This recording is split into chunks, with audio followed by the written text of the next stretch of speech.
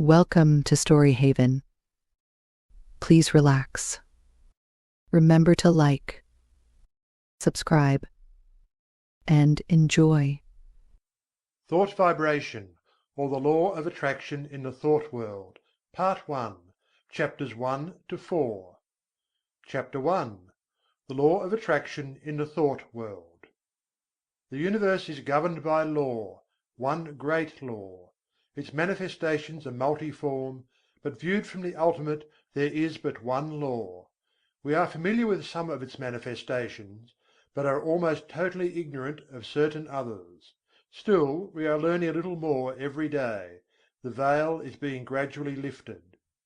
We speak learnedly of the law of gravitation, but ignore that equally wonderful manifestation, the law of attraction in the thought world.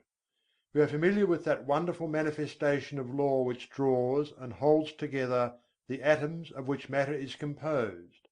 We recognize the power of the law that attracts bodies to the earth, that holds the circling worlds in their places, but we close our eyes to the mighty law that draws to us the things we desire or fear, that makes or mars our lives. When we come to see that thought is a force, a manifestation of energy, having a magnet-like power of attraction, we will begin to understand the why and wherefore of many things that have heretofore seemed dark to us. There is no study that will so well repay the student for his time and trouble as the study of the workings of this mighty law of the world of thought, the law of attraction. When we think, we send out vibrations of a fine ethereal substance, which are as real as the vibrations manifesting light, heat, electricity, magnetism. That these vibrations are not evident to our five senses is no proof that they do not exist. A powerful magnet will send out vibrations and exert a force sufficient to attract to itself a piece of steel weighing 100 pounds, but we can neither see, taste, smell, hear, nor feel the mighty force. These thought vibrations, likewise, cannot be seen, tasted, smelled, heard or felt in the ordinary way, although it is true there are on record cases of persons peculiarly sensitive to psychic impressions, who have perceived powerful thought waves, and very many of us can testify that we have distinctly felt the thought vibrations of others, both whilst in the presence of the sender and at a distance. Telepathy and its kindred phenomena are not idle dreams. Light and heat are manifested by vibrations of a far lower intensity than those of thought, but the difference is solely in the rate of vibration. The annals of science throw an interesting light upon this question. Professor Elisha Gray, an eminent scientist, says in his little book The Miracles of Nature: "There is much food for speculation in the thought that there exist sound waves that no human ear can hear, and colour waves of light that no eye can see. The long, dark, soundless space between 40,000 and 400,000 billion vibrations per second, and the infinity of range beyond 700,000 billion vibrations per second, where light ceases in the universe of motion, makes it possible to indulge in speculation." M. Williams, in his work entitled Short Chapters in Science, says: "There is no gradation between the most rapid undulations or tremblings that produce our sensation of sound, and the slowest of those which give rise to our sensations of gentlest warmth. There is a huge gap between them, wide enough to include another world of motion, all lying between our world of sound and our world of heat and light. And there is no good reason whatever for supposing that matter is incapable of such intermediate activity, or that such activity may not give rise to intermediate sensations, provided there are organs for taking up and sensifying their movements." I cite the above authorities merely to give you food for thought, not to attempt to demonstrate to you the fact that thought vibrations exist. The last named fact has been fully established to the satisfaction of numerous investigators of the subject, and a little reflection will show you that it coincides with your own experiences. We often hear repeated the well-known mental science statement: "Thoughts are things." and we say these words over without consciously realizing just what is the meaning of the statement. If we fully comprehended the truth of the statement and the natural consequences of the truth back of it, we should understand many things that have appeared dark to us, and would be able to use the wonderful power, thought force, just as we use any other manifestation of energy. As I have said, when we think, we set into motion vibrations of a very high degree, but just as real as the vibrations of light, heat, sound, electricity. And when we understand the laws governing the production and transmission of these vibrations, we will be able to use them in our daily life, just as we do the better known forms of energy. That we cannot see, hear, weigh, or measure these vibrations is no proof that they do not exist. There exist waves of sound which no human ear can hear, although some of these are undoubtedly registered by the ear of some of the insects, and others are caught by delicate scientific instruments invented by man. Yet there is a great gap between the sounds registered by the most delicate instrument and the limit which man's mind, reasoning by analogy, knows to be the boundary line between sound waves and some other forms of vibration.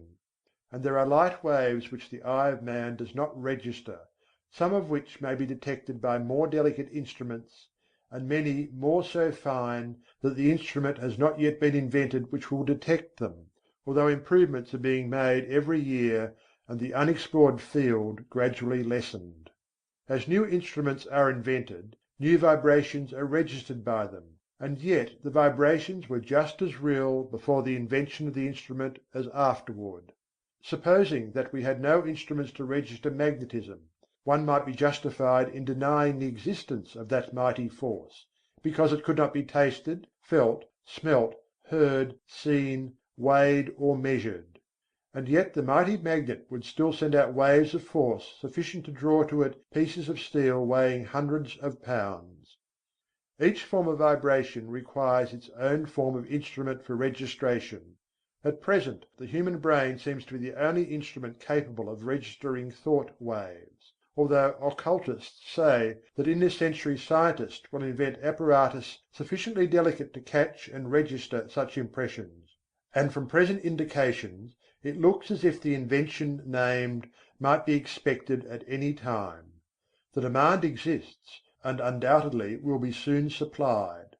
But to those who have experimented along the lines of practical telepathy, no further proof is required than the results of their own experiments. We are sending out thoughts of greater or less intensity all the time, and we are reaping the results of such thoughts. Not only do our thought waves influence ourselves and others, but they have a drawing power, they attract to us the thoughts of others, things, circumstances, people, luck, in accord with the character of the thought uppermost in our minds. Thoughts of love will attract to us the love of others, circumstances and surroundings in accord with the thought, people who are of like thought.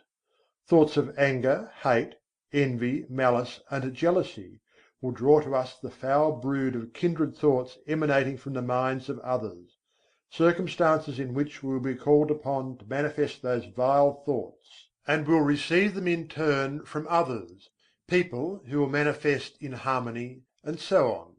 A strong thought or a thought long continued will make us the centre of attraction for the corresponding thought waves of others. Like attracts like in the thought world. As ye sow, so shall ye reap. Birds of a feather flock together in the thought world. Curses like chickens come home to roost, and bringing their friends with them. The man or woman who is filled with love sees love on all sides and attracts the love of others. The man with hate in his heart gets all the hate he can stand. The man who thinks fight generally runs up against all the fight he wants before he gets through. And so it goes. Each gets what he calls for over the wireless telegraphy of the mind. The man who rises in the morning feeling grumpy usually manages to have the whole family in the same mood before the breakfast is over. The nagging woman generally finds enough to satisfy her nagging propensity during the day. This matter of thought attraction is a serious one. When you stop to think of it, you will see that a man really makes his own surroundings, although he blames others for it. I have known people who understood this law to hold a positive, calm thought, and be absolutely unaffected by the inharmony surrounding them. They were like the vessel from which the oil had been poured on the troubled waters. They rested safely and calmly while the tempest raged around them. One is not at the mercy of the fitful storms of thought after he has learned the workings of the law. We have passed through the age of physical force on to the age of intellectual supremacy, and are now entering a new and almost unknown field, that of psychic power. This field of energy has its established laws, as well as have the others, and we should acquaint ourselves with them, or we will be crowded to the wall, as are the ignorant on the plains of effort.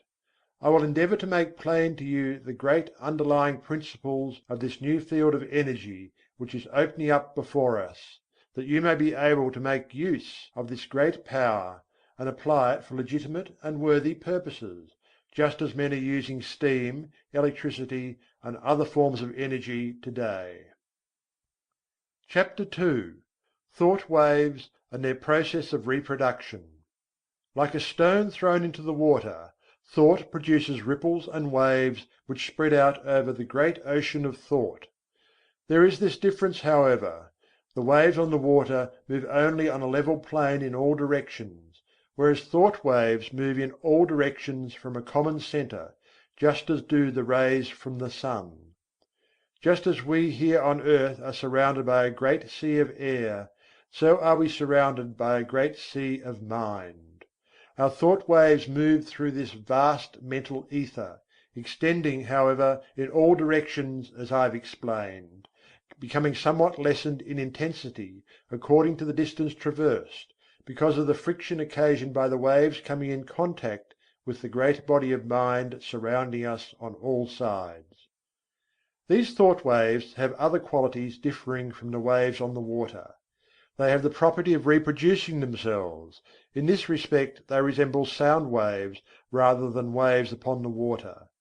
Just as a note of the violin will cause the thin glass to vibrate and sing, so will a strong thought tend to awaken similar vibrations in minds attuned to receive it.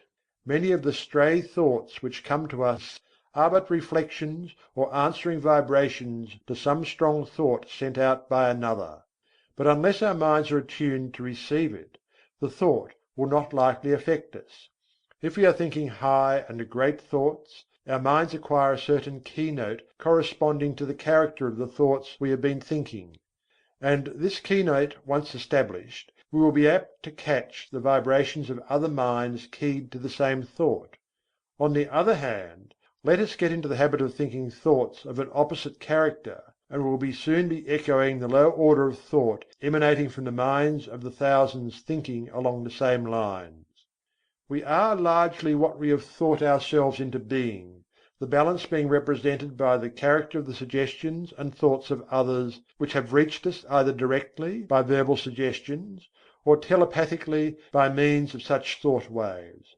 Our general mental attitude, however, determines the character of the thought waves received from others, as well as the thoughts emanating from ourselves. We receive only such thoughts as are in harmony with the general mental attitude held by ourselves; the thoughts not in harmony affecting us very little, as they awaken no response in us. The man who believes thoroughly in himself, and maintains a positive, strong mental attitude of confidence and determination, is not likely to be affected by the adverse and negative thoughts of discouragement and failure emanating from the minds of other persons in whom these last qualities predominate. At the same time, these negative thoughts, if they reach one whose mental attitude is pitched on a low key, deepen his negative state and add fuel to the fire which is consuming his strength, or, if you prefer this figure, serve to further smother the fire of his energy and activity. We attract to ourselves the thoughts of others of the same order of thought. The man who thinks success will be apt to get into tune with the minds of others thinking likewise, and they will help him and he them. The man who allows his mind to dwell constantly upon thoughts of failure brings himself into close touch with the minds of other failure people, and each will tend to pull the other down still more. The man who thinks that all is evil is apt to see much evil, and will be brought into contact with others who will seem to prove his theory. And the man who looks for good in everything and everybody will be likely to attract to himself the things and people corresponding to his thought.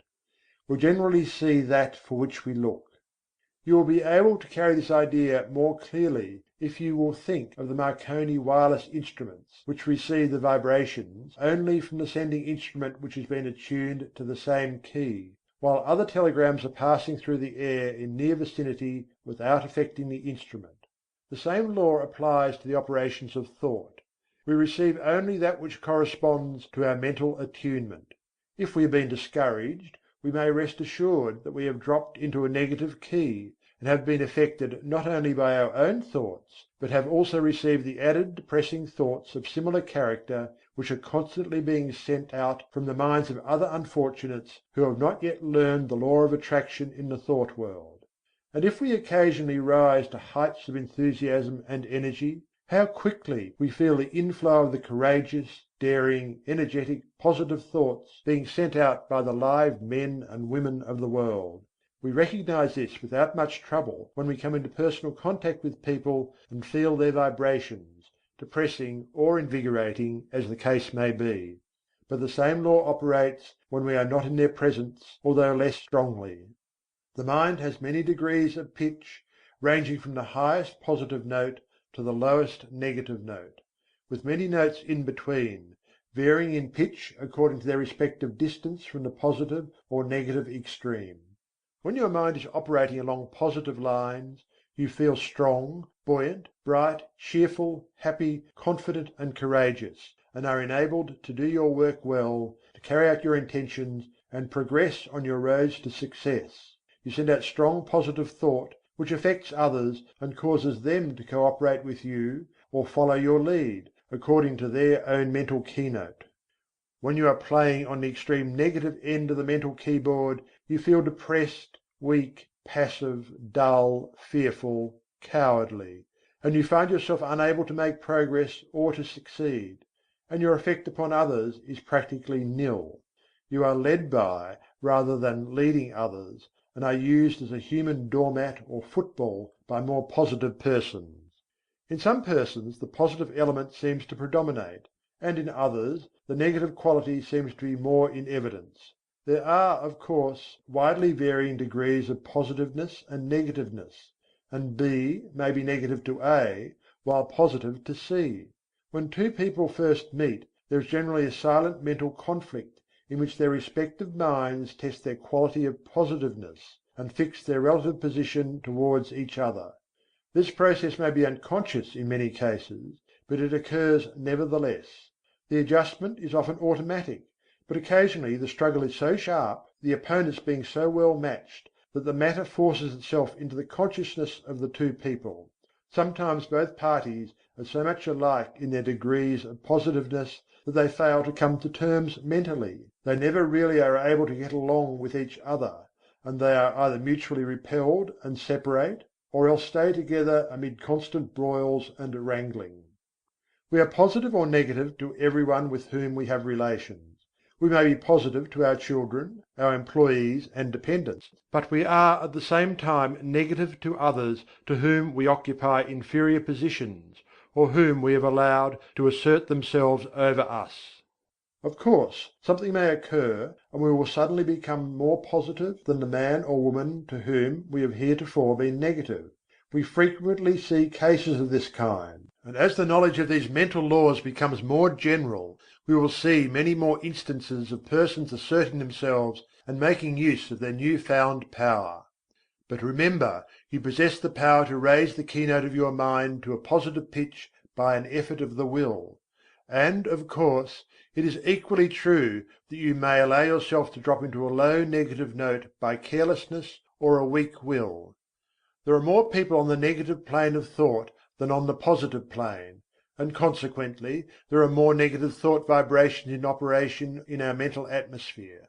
But happily for us, this is counterbalanced by the fact that a positive thought is infinitely more powerful than a negative one, And if by force of will we raise ourselves to a high mental key, we can shut out the depressing thoughts and may take up the vibrations corresponding with our changed mental attitude.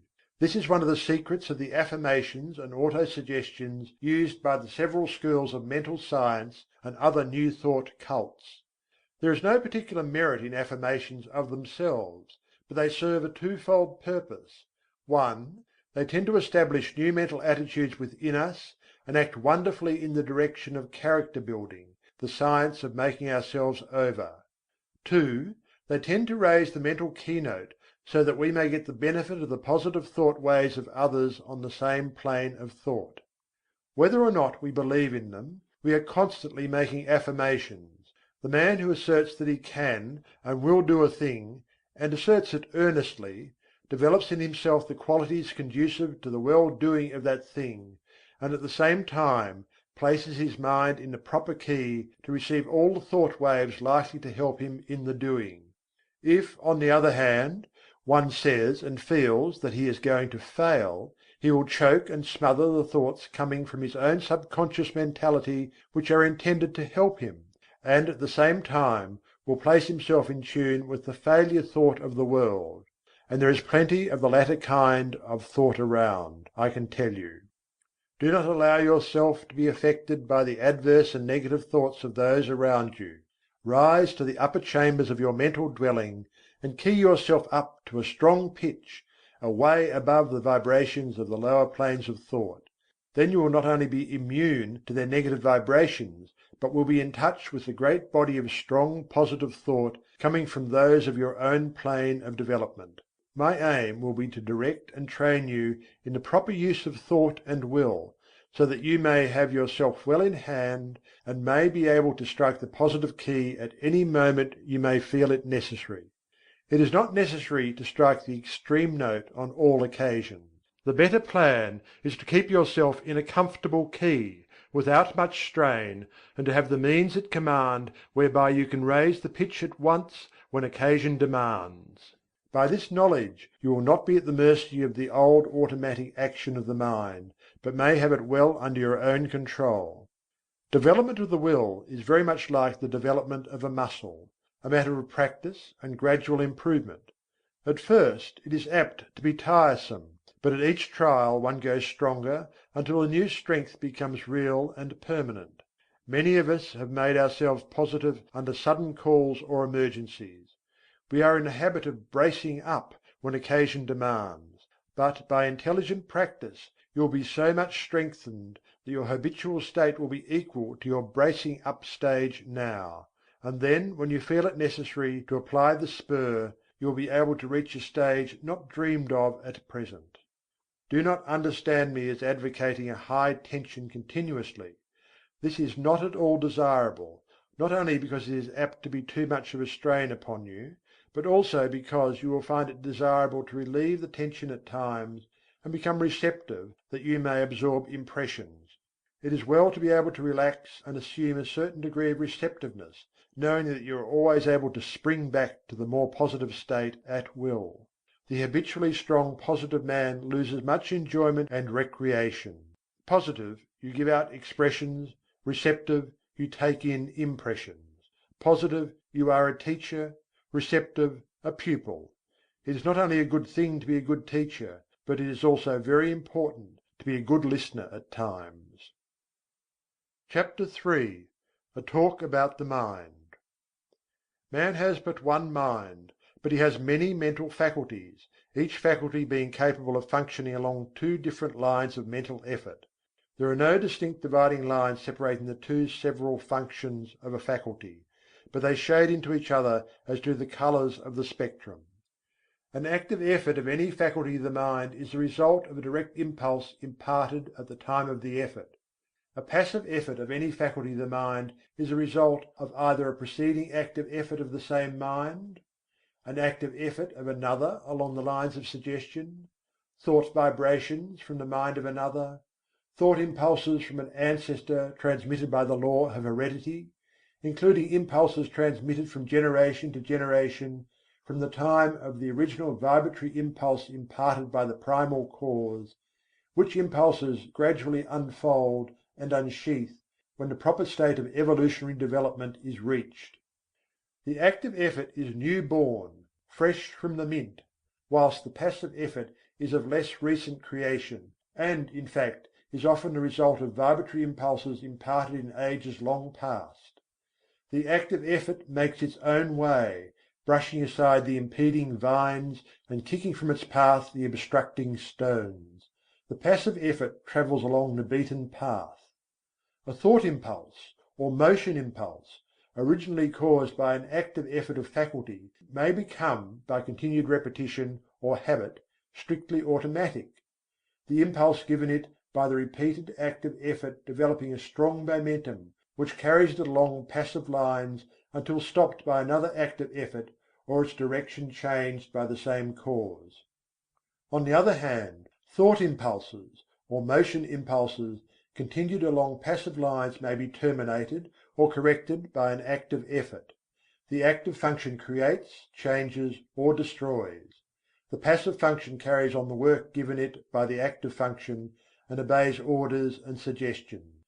The active function produces the thought habit or motion habit and imparts to it the vibrations which carry it along the passive lines thereafter.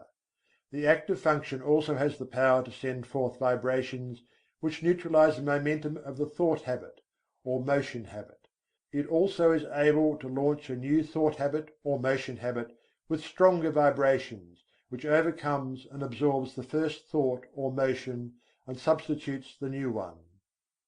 All thought impulses or motion impulses, once started on their errands, continue to vibrate along passive lines until corrected or terminated by subsequent impulses imparted by the active function or other controlling power. The continuance of the original impulse adds momentum and force to it, and renders its correction or termination more difficult. This explains that which is called the force of habit. I think that this will be readily understood by those who have struggled to overcome a habit which has been easily acquired. The law applies to good habits as well as bad. The moral is obvious. Several of the faculties of the mind often combine to produce a single manifestation. A task to be performed may call for the combined exercise of several faculties, some of which may manifest by active effort, and others by passive effort. The meeting of new conditions, new problems, calls for the exercise of active effort, whilst a familiar problem or task can be easily handled by the passive effort without the assistance of his more enterprising brother. There is in nature an instinctive tendency of living organisms to perform certain actions, the tendency of an organized body to seek that which satisfies the wants of its organism. This tendency is sometimes called appetency. It is really a passive mental impulse, originating with the impetus imparted by the primal cause, and transmitted along the lines of evolutionary development, gaining strength and power as it progresses. The impulse of the primal cause is assisted by the powerful upward attraction exerted by the Absolute. In plant life, this tendency is plainly discernible, ranging from the lesser exhibitions in the lower types to the greater in the higher types. It is that which is generally spoken of as the life force in plants. It is, however, a manifestation of rudimentary mentation, functioning along the lines of passive effort. In some of the higher forms of plant life there appears a faint colour of independent life action, a faint indication of choice or volition. Writers on plant life relate many remarkable instances of this phenomenon. It is undoubtedly an exhibition of rudimentary active mentation.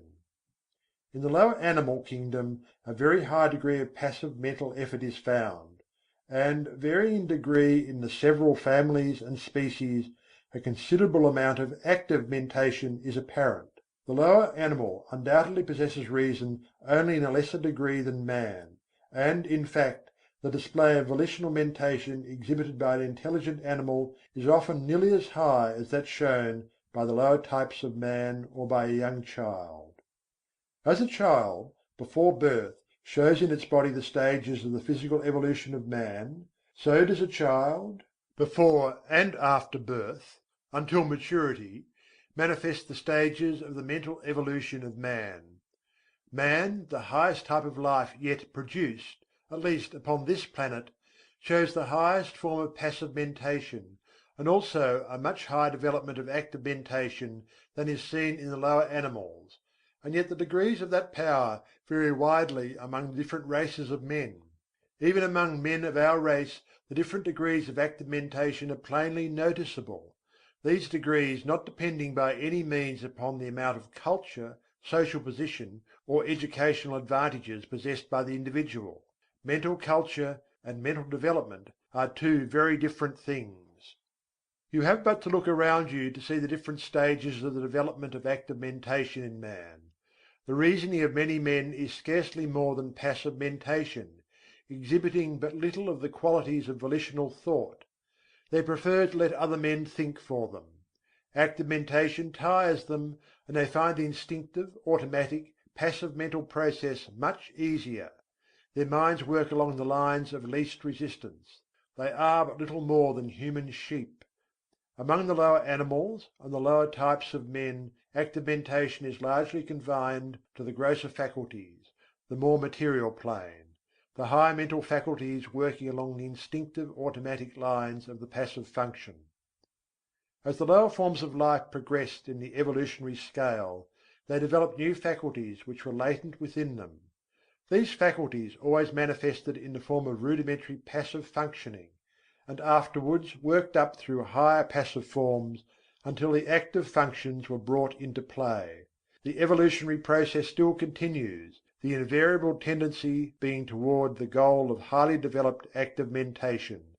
This evolutionary progress is caused by the vibratory impulse imparted by the primal cause, aided by the uplifting attraction of the Absolute. This law of evolution is still in progress, and man is beginning to develop new powers of mind, which, of course, are first manifesting themselves along the lines of passive effort. Some men have developed these new faculties to a considerable degree, and it is possible that before long man will be able to exercise them along the line of their active functions. In fact, this power has already been attained by a few. This is the secret of the Oriental occultists and of some of their Occidental brethren. The amenability of the mind to the will can be increased by properly directed practice. That which we are in the habit of referring to as the strengthening of the will is in reality the training of the mind to recognize and absorb the power within. The will is strong enough, it does not need strengthening, but the mind needs to be trained to receive and act upon the suggestions of the will. The will is the outward manifestation of the I Am. The will current is flowing in full strength along the spiritual wires, but you must learn how to raise the trolley pole to touch it before the mental car will move. This is a somewhat different idea from that which you have been in the habit of receiving from writers on the subject of will power, but it is correct, as you will demonstrate to your satisfaction, if you will follow up the subject by experiments along the proper lines. The attraction of the Absolute is drawing man upward, and the vibratory force of the primal impulse has not yet exhausted itself. The time of evolutionary development has come when man can help himself. The man who understands the law can accomplish wonders by means of the development of the powers of the mind, whilst the man who turns his back upon the truth will suffer from his lack of knowledge of the law. He who understands the laws of his mental being develops his latent powers and uses them intelligently. He does not despise his passive mental functions, but makes good use of them also, charges them with the duties for which they are best fitted, and is able to obtain wonderful results from their work, having mastered them and trained them to do the bidding of the higher self. When they fail to do their work properly, he regulates them, and his knowledge prevents him from meddling with them unintelligently, and thereby doing himself harm. He develops the faculties and powers latent within him, and learns how to manifest them along the line of active mentation as well as passive. He knows that the real man within him is the master to whom both the active and passive functions are but tools. He has banished fear and enjoys freedom. He has found himself. He has learned the secret of I Am. CHAPTER IV. Mind building. Man can build up his mind and make it what he wills. In fact, we are mind building every hour of our lives, either consciously or unconsciously. The majority of us are doing the work unconsciously, but those who have seen a little below the surface of things have taken the matter in hand and have become conscious creators of their own mentality. They are no longer subject to the suggestions and influences of others, but have become masters of themselves. They assert the "I" and compel obedience from the subordinate mental faculties. The "I" is the sovereign of the mind, and what we call will is the instrument of the "I." Of course, there is something back of this, and the universal will is higher than the will of the individual, but the latter is in much closer touch with the universal will than is generally supposed. And when one conquers the lower self and asserts the "I," he becomes in close touch with the universal will and partakes largely of its wonderful power. The moment one asserts the "I" and finds himself, he establishes a close connection between the individual will and the universal will. But before he is able to avail himself of the mighty power at his command, he must first effect the mastery of the lower self. Think of the absurdity of man claiming to manifest powers, when he is the slave of the lower parts of his mental being, which should be subordinate.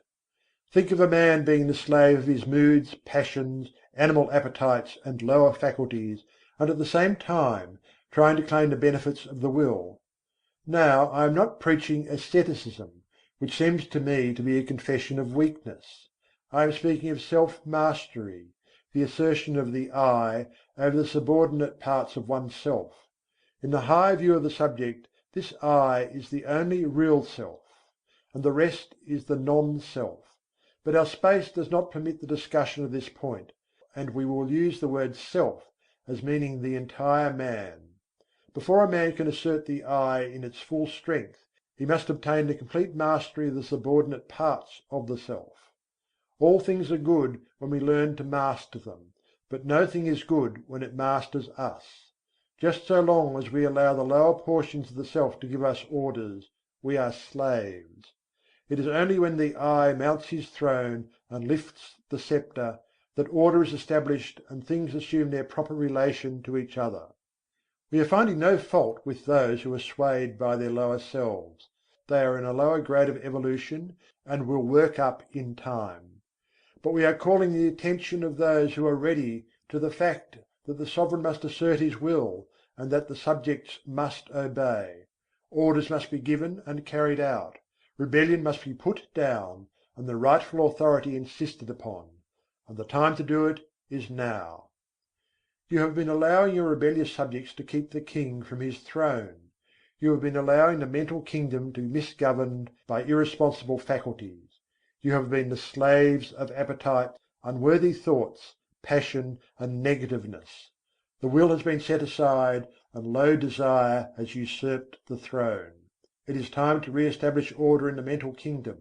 You are able to assert the mastery over any emotion, appetite, passion, or class of thoughts by the assertion of the will.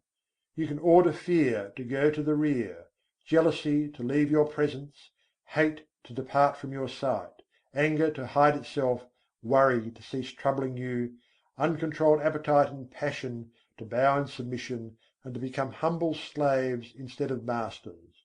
All by the assertion of the "I." You may surround yourself with a glorious company of courage, love and self-control by the same means.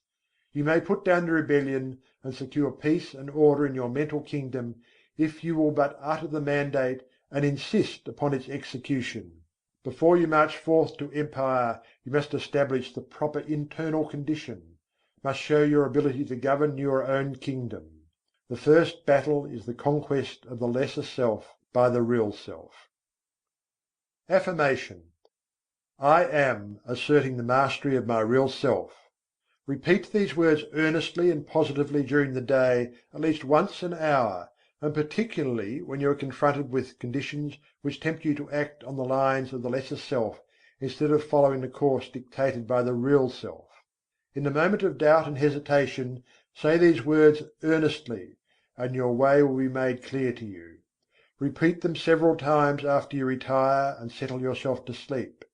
But be sure to back up the words with the thoughts inspiring them, and do not merely repeat them parrot-like. Form the mental image of the real self asserting its mastery over the lower planes of your mind. See the king on his throne. You will become conscious of an influx of new thought, and things which have seemed hard for you will suddenly become much easier. You will feel that you have yourself well in hand, and that you are the master and not the slave. The thought you are holding will manifest itself in action, and you will steadily grow to become that which you have in mind. Exercise. Fix the mind firmly on the higher self, and draw inspiration from it when you feel led to yield to the promptings of the lower part of your nature. When you are tempted to burst into anger, assert the "I" and your voice will drop. Anger is unworthy of the developed self. When you feel vexed and cross, remember what you are and rise above your feeling. When you feel fearful, remember that the real self fears nothing, and assert courage. When you feel jealousy inciting, think of your higher nature and laugh. And so on, asserting the real self, and not allowing the things on the lower plane of mentality to disturb you. They are unworthy of you, and must be taught to keep their places. Do not allow these things to master you. They should be your subjects, not your masters. You must get away from this plane, and the only way to do so is to cut loose from these phases of thought which have been running things to suit themselves. You may have trouble at the start, but keep at it, and you will have that satisfaction which comes only from conquering the lower parts of our nature. You have been a slave long enough; now is the time to free yourselves. If you will follow these exercises faithfully, you will be a different being by the end of the year, and will look back with a pitying smile to your former condition. But it takes work. This is not child's play, but a task for earnest men and women. Will you make the effort? End of thought vibration, or the law of attraction in the thought world. Part 1, chapters 1 to 4. Part 2, chapters 5 to 8. Chapter 5. The secret of the will. While psychologists may differ in their theories regarding the nature of the will, none deny its existence, nor question its power. All persons recognize the power of strong will, all see how it may be used to overcome the greatest obstacles. But few realize that the will may be developed and strengthened by intelligent practice.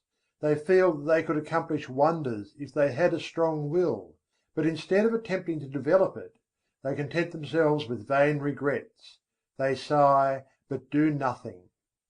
Those who have investigated the subject closely know that will power, with all its latent possibilities and mighty powers, may be developed, disciplined, controlled, and directed, just as may any other of nature's forces.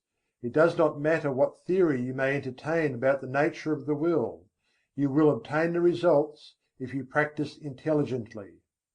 Personally, I have a somewhat odd theory about the will.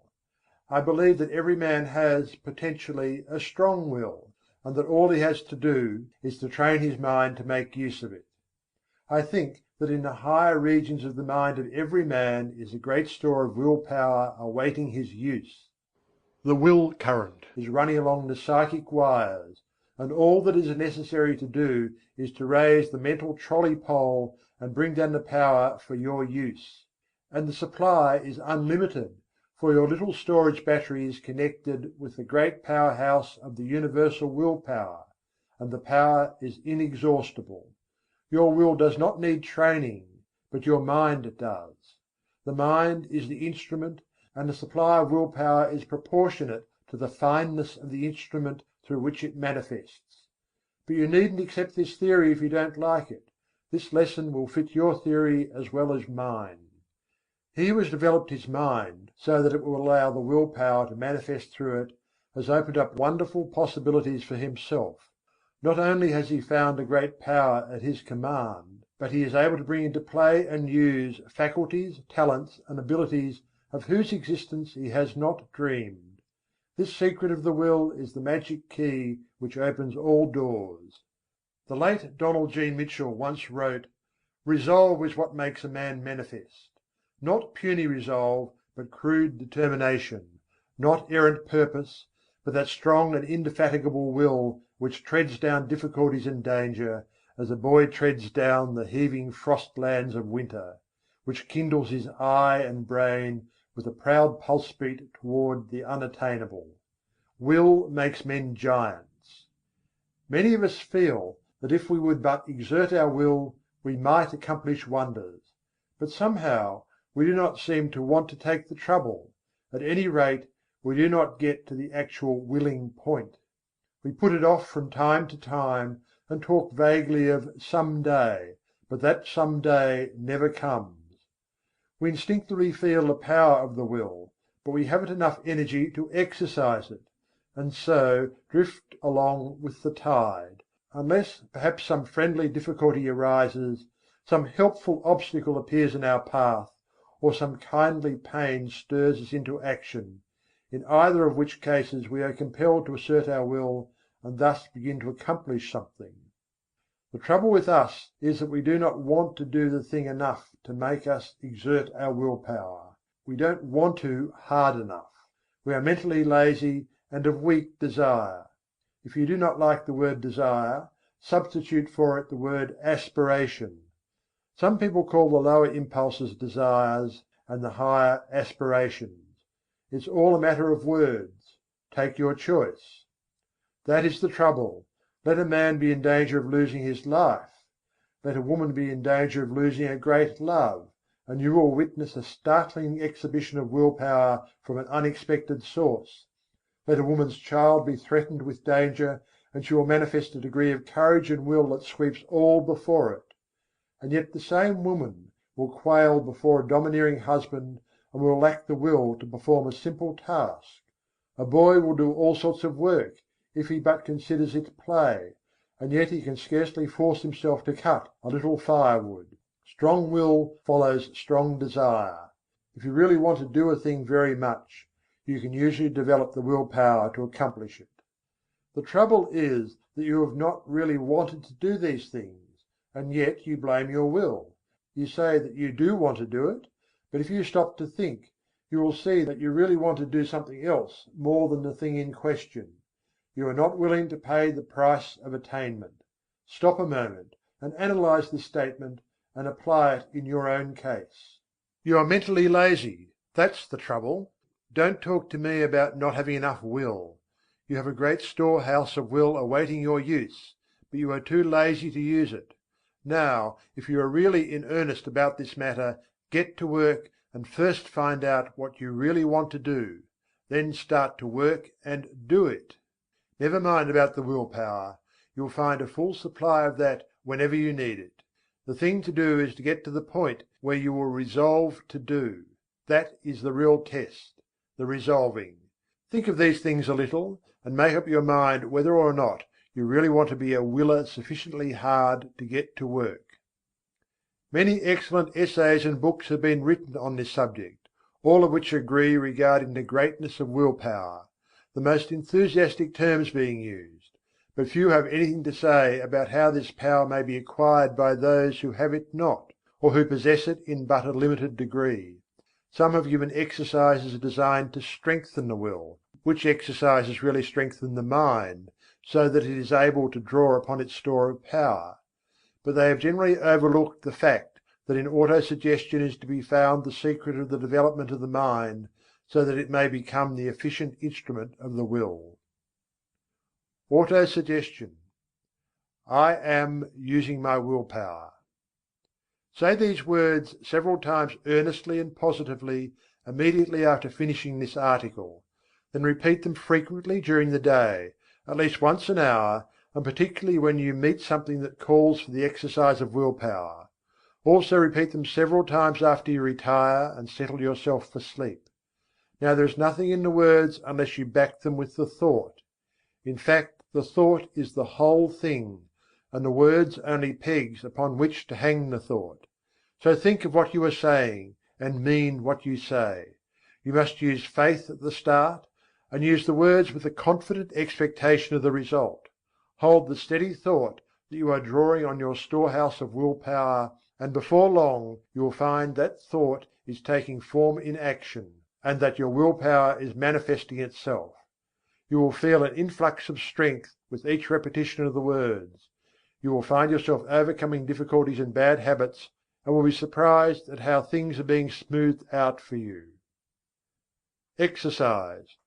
Perform at least one disagreeable task each day during the month. If there is any specially disagreeable task which you would like to shirk, that is the one for you to perform. This is not given to you in order to make you self-sacrificing or meek or anything of that sort. It is given you to exercise your will. Anyone can do a pleasant thing cheerfully, but it takes will to do the unpleasant thing cheerfully, and that is how you must do the work. It will prove a most valuable discipline to you. Try it for a month, and you will see where it comes in. If you shirk this exercise, you had better stop right here and acknowledge that you do not want will power, and are content to stay where you are and remain a weakling. Chapter 6. How to become immune to injurious thought attraction. The first thing to do is to begin to cut out fear and worry. Fear thought is the cause of much unhappiness and many failures. You have been told this thing over and over again, but it will bear repeating. Fear is a habit of mind which has been fastened upon us by negative race thought, but from which we may free ourselves by individual effort and perseverance. Strong expectancy is a powerful magnet. He of the strong confident desire attracts to him the things best calculated to aid him: persons, things, circumstances, surroundings, if he desires them hopefully, trustfully, confidently, calmly. And, equally true, he who fears a thing generally manages to start into operation forces which will cause the thing he feared to come upon him. Don't you see, the man who fears really expects the feared thing, and in the eyes of the law is the same as if he really had wished for or desired it. The law is operative in both cases, the principle is the same. The best way to overcome the habit of fear is to assume the mental attitude of courage, just as the best way to get rid of darkness is to let in the light. It is a waste of time to fight a negative thought habit by recognizing its force, and trying to deny it out of existence by mighty efforts. The best, surest, easiest and quickest method is to assume the existence of the positive thought desired in its place, and by constantly dwelling upon the positive thought, manifest it into objective reality. Therefore, instead of repeating, "I'm not afraid," say boldly, "I am full of courage, I am courageousness." You must assert, "There's nothing to fear," which, although in the nature of a denial, simply denies the reality of the object causing fear, rather than admitting the fear itself and then denying it. To overcome fear, one should hold firmly to the mental attitude of courage. He should think courage, say courage, act courage. He should keep the mental picture of courage before him all the time, until it becomes his normal mental attitude. Hold the ideal firmly before you, and you will gradually grow to its attainment. The ideal will become manifest. Let the word courage sink deeply into your mind, and then hold it firmly there until the mind fastens it in place. Think of yourself as being courageous. See yourself as acting with courage in trying situations. Realize that there is nothing to fear, that worry and fear never helped anyone and never will. Realize that fear paralyzes effort, and that courage promotes activity. The confident, fearless, expectant, "I can and I will" man is a mighty magnet. He attracts to himself just what is needed for his success. Things seem to come his way, and people say he is lucky. Nonsense! Luck has nothing to do with it.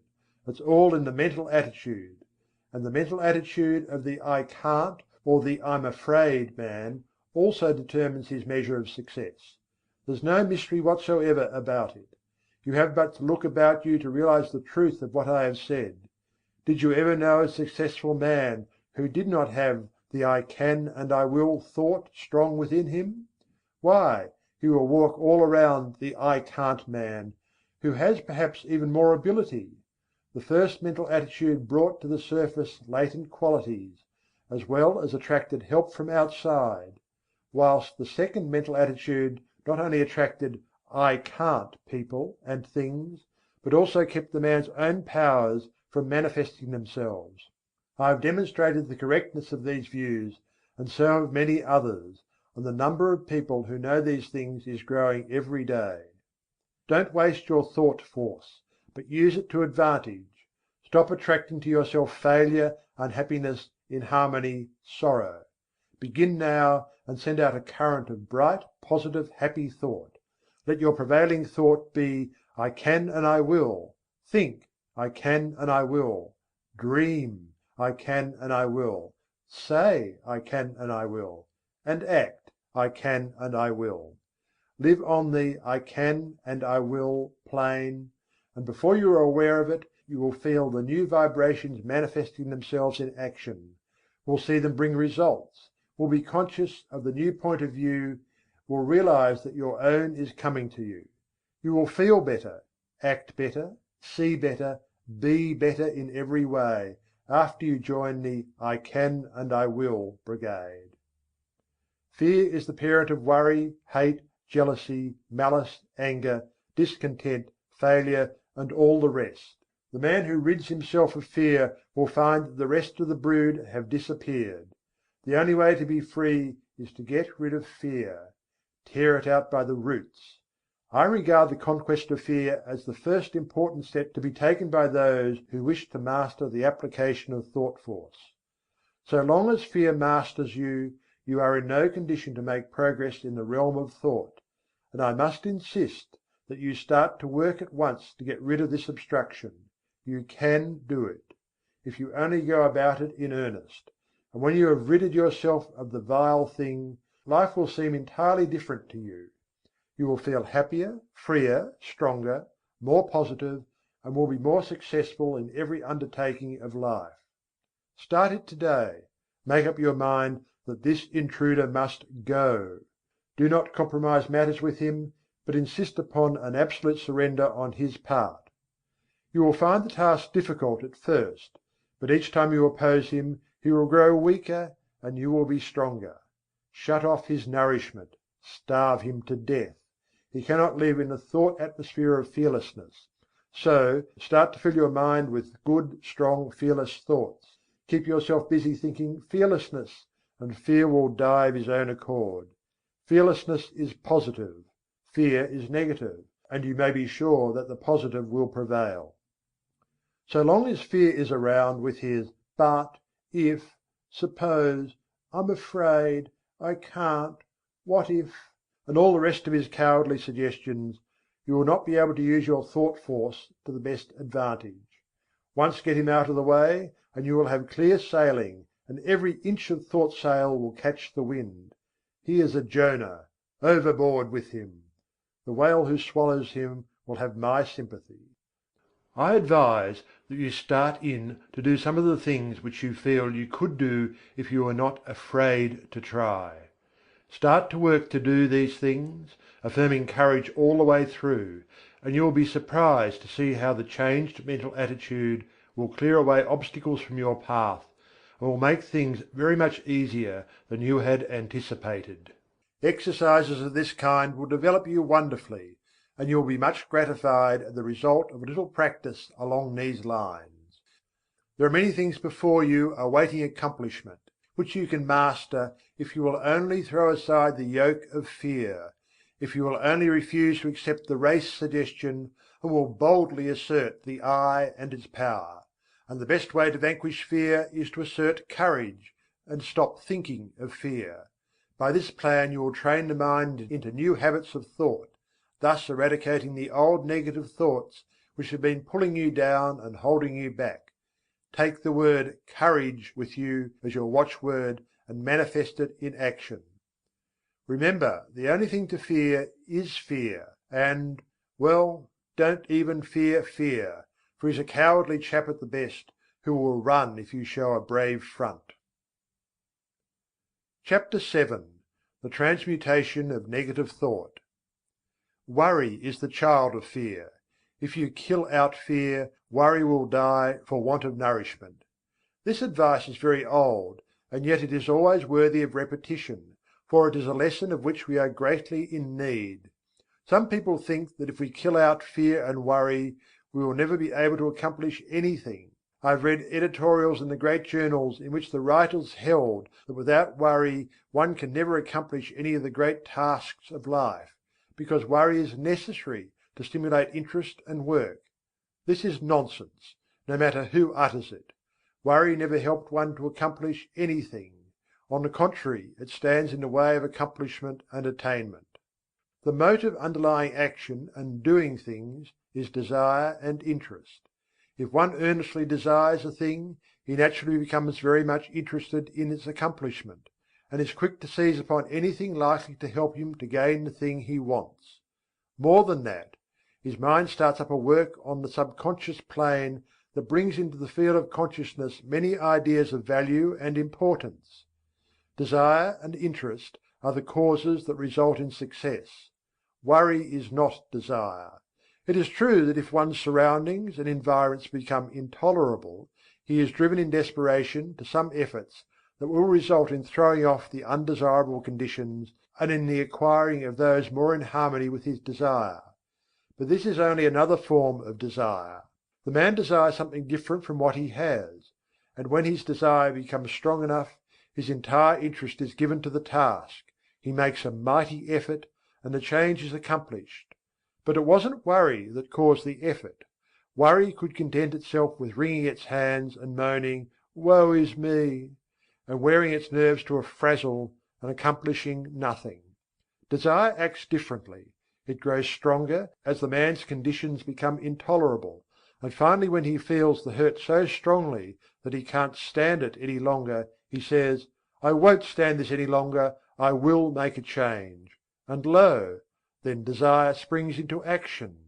The man keeps on wanting a change the worst way, which is the best way, and his interest and attention being given to the task of deliverance, he begins to make things move. Worry never accomplished anything. Worry is negative and death producing. Desire and ambition are positive and life producing. A man may worry himself to death, and yet nothing will be accomplished. But let that man transmute his worry and discontent into desire and interest, coupled with the belief that he is able to make the change, the "I can" and the "I will" idea, then something happens. Yes, fear and worry must go before we can do much. One must proceed to cast out these negative intruders and replace them with confidence and hope. Transmute worry into keen desire. Then you will find that interest is awakened, and you will begin to think things of interest to you. Thoughts will come to you from the great reserve stock in your mind, and you will start to manifest them in action. Moreover, you will be placing yourself in harmony with similar thoughts of others, and will draw to you aid and assistance from the great volume of thought waves with which the world is filled. One draws to himself thought waves corresponding in character with the nature of the prevailing thoughts in his own mind, his mental attitude. Then again he begins to set into motion the great law of attraction, whereby he draws to himself others likely to help him, and is, in turn, attracted to others who can aid him. This law of attraction is no joke, no metaphysical absurdity, but is the great live working principle of nature, as anyone may learn by experimenting and observing. To succeed in anything you must want it very much. Desire must be in evidence in order to attract.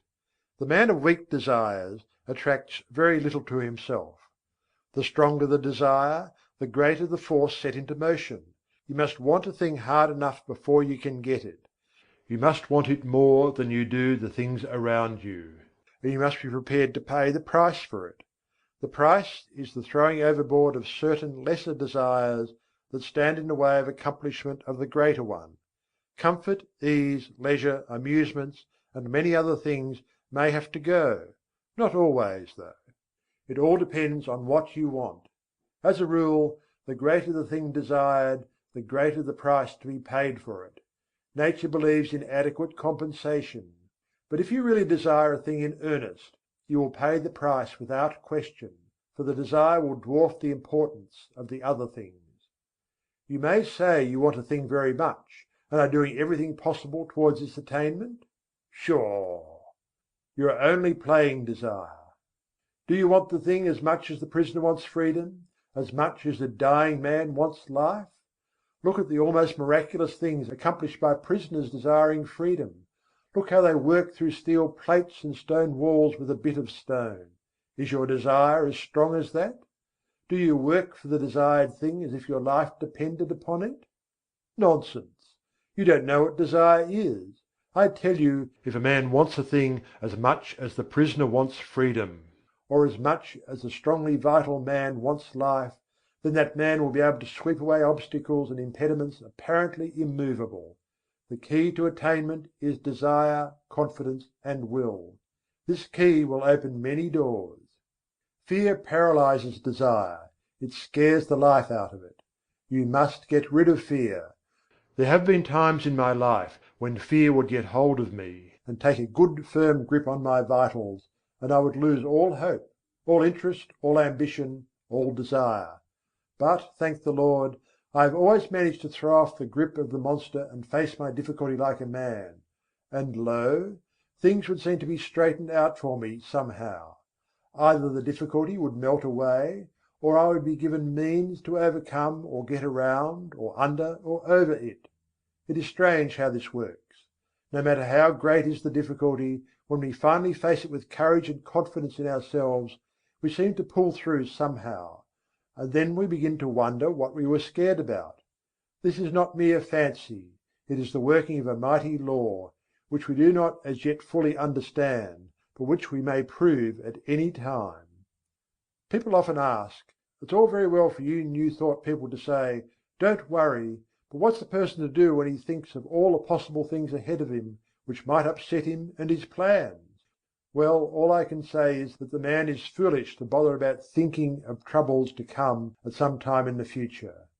The majority of things that we worry about don't come to pass at all.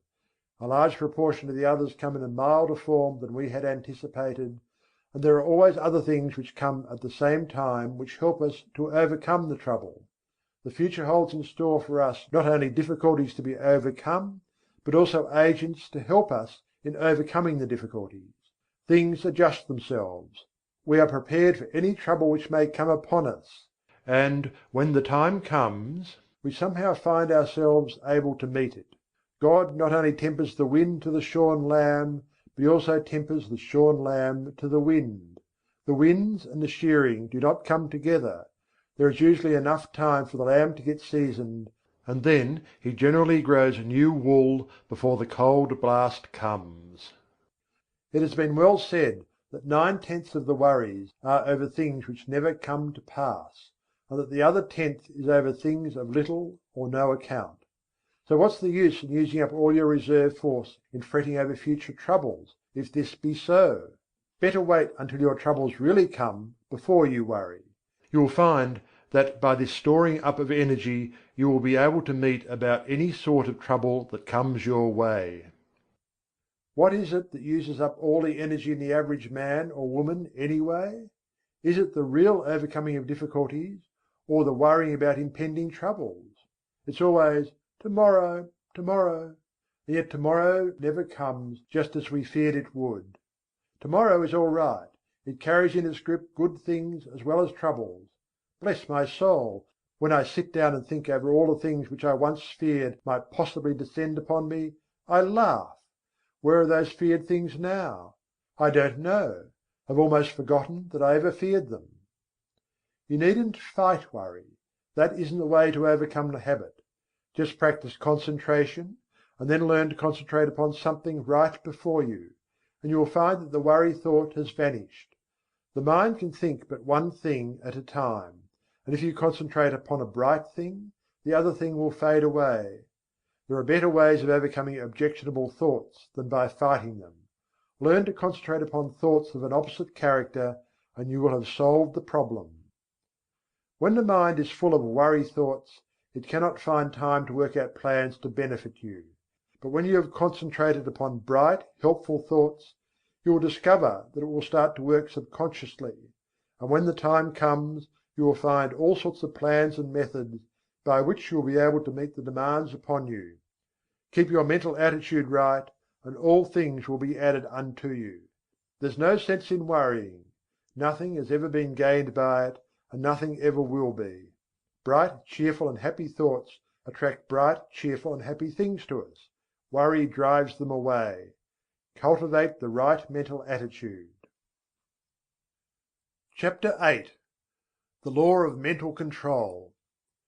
Your thoughts are either faithful servants or tyrannical masters, just as you allow them to be. You have the say about it. Take your choice. They will either go about your work under direction of the firm will, doing it the best they know how, not only in your waking hours, but when you are asleep.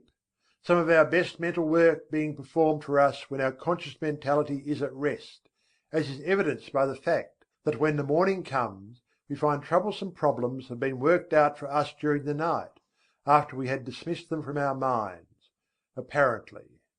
Or they will ride all over us and make us their slaves if we are foolish enough to allow them to do so. More than half the people of the world are slaves of every vagrant thought which may see fit to torment them. Your mind is given you for your good and for your own use, not to use you. There are very few people who seem to realize this, and who understand the art of managing the mind. The key to the mystery is concentration. A little practice will develop within every man the power to use the mental machine properly. When you have some mental work to do, concentrate upon it to the exclusion of everything else, and you will find that the mind will get right down to business, to the work at hand, and matters will be cleared up in no time. There is an absence of friction, and all waste motion or lost power is obviated. Every pound of energy is put to use, and every revolution of the mental driving wheel counts for something. It pays to be able to be a competent mental engineer. And the man who understands how to run his mental engine knows that one of the important things is to be able to stop it when the work has been done. He does not keep putting coal in the furnace and maintaining a high pressure after the work is finished, or when the day's portion of the work has been done, and the fire should be banked until the next day. Some people act as if the engine should be kept running whether there is any work to be done or not, and then they complain if it gets worn out and wobbles and needs repairing. These mental engines are fine machines and need intelligent care. To those who are acquainted with the laws of mental control, it seems absurd for one to lie awake at night fretting about the problems of the day, or more often, of the morrow. It is just as easy to slow down the mind as it is to slow down an engine, and thousands of people are learning to do this in these days of new thought. The best way to do it is to think of something else, as far different from the obtruding thought as possible. There is no use fighting an objectionable thought with the purpose of downing it. That is a great waste of energy, and the more you keep on saying, "I won't think of this thing," the more it keeps on coming into your mind, for you are holding it there for the purpose of hitting it. Let it go. Don't give it another thought.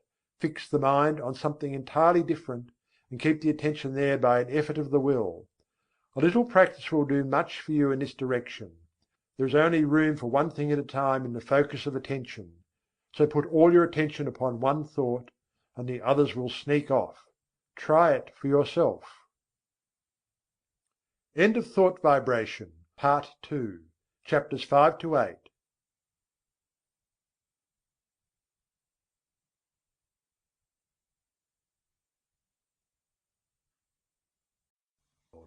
Part 3, Chapters 9 to 12.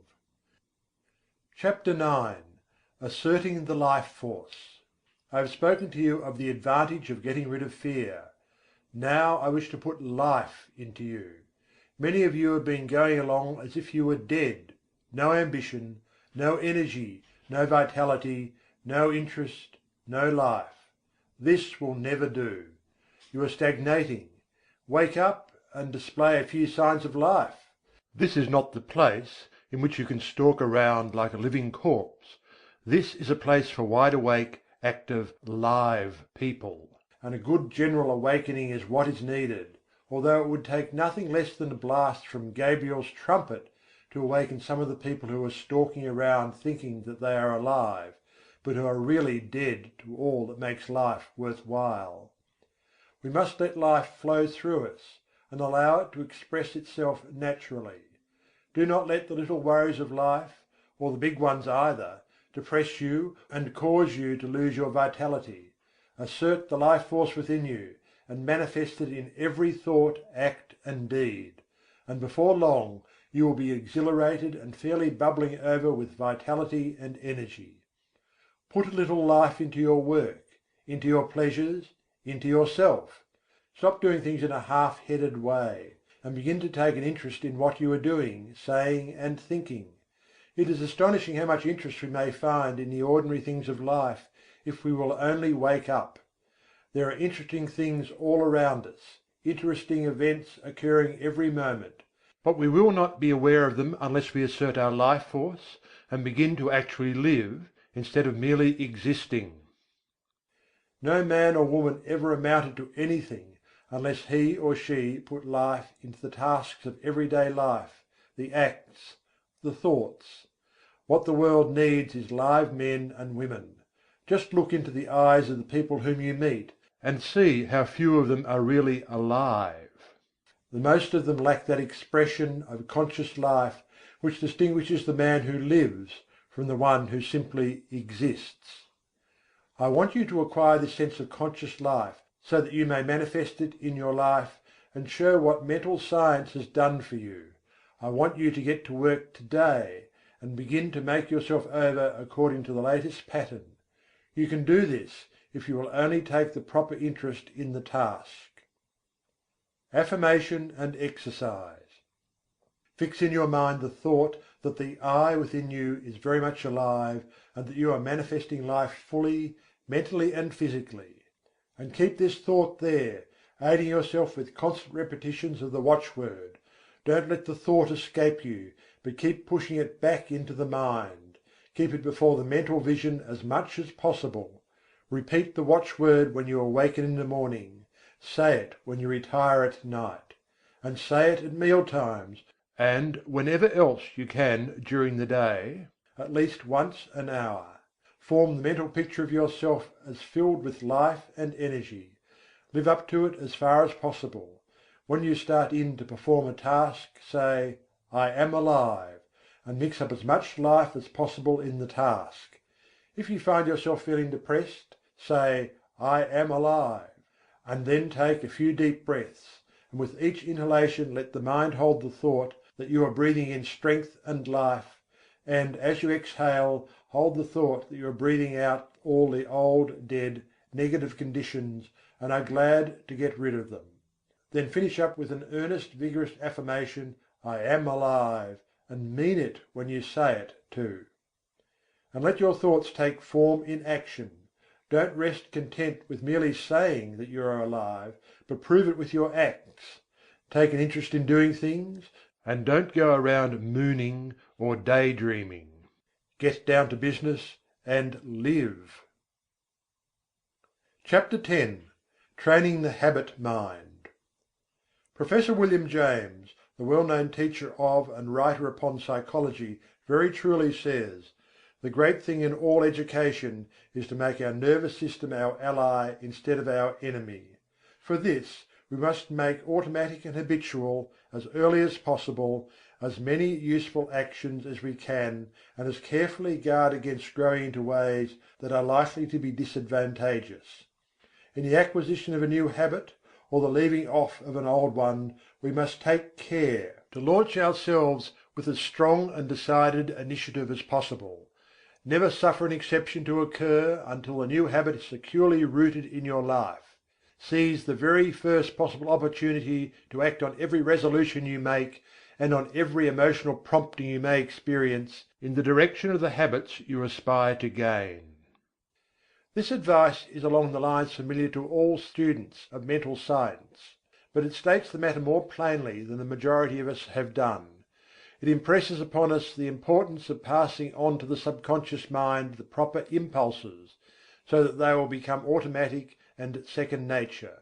Our subconscious mentality is a great storehouse for all sorts of suggestions from ourselves and others, and, as it is the habit mind, we must be careful to send it the proper material from which it may make habits. If we get into the habit of doing certain things, we may be sure that the subconscious mentality will make it easier for us to do just the same thing over and over again, easier each time, until finally we are firmly bound with the ropes and chains of the habit, and find it more or less difficult, sometimes almost impossible, to free ourselves from the hateful thing. We should cultivate good habits against the hour of need. The time will come when we will be required to put forth our best efforts, and it rests with us today whether that hour of need shall find us doing the proper thing automatically and almost without thought, or struggling to do it bound down and hindered with the chains of things opposed to that which we desire at that moment. We must be on guard at all times to prevent the forming of undesirable habits. There may be no special harm in doing a certain thing today, or perhaps again tomorrow, but there may be much harm in setting up the habit of doing that particular thing. If you are confronted with the question, "Which of these two things should I do?" the best answer is, "I will do that which I would like to become a habit with me." In forming a new habit, or in breaking an old one, we should throw ourselves into the task with as much enthusiasm as possible, in order to gain the most ground before the energy expends itself when it meets with friction from the imposing habits already formed. We should start in by making as strong an impression as possible upon the subconscious mentality.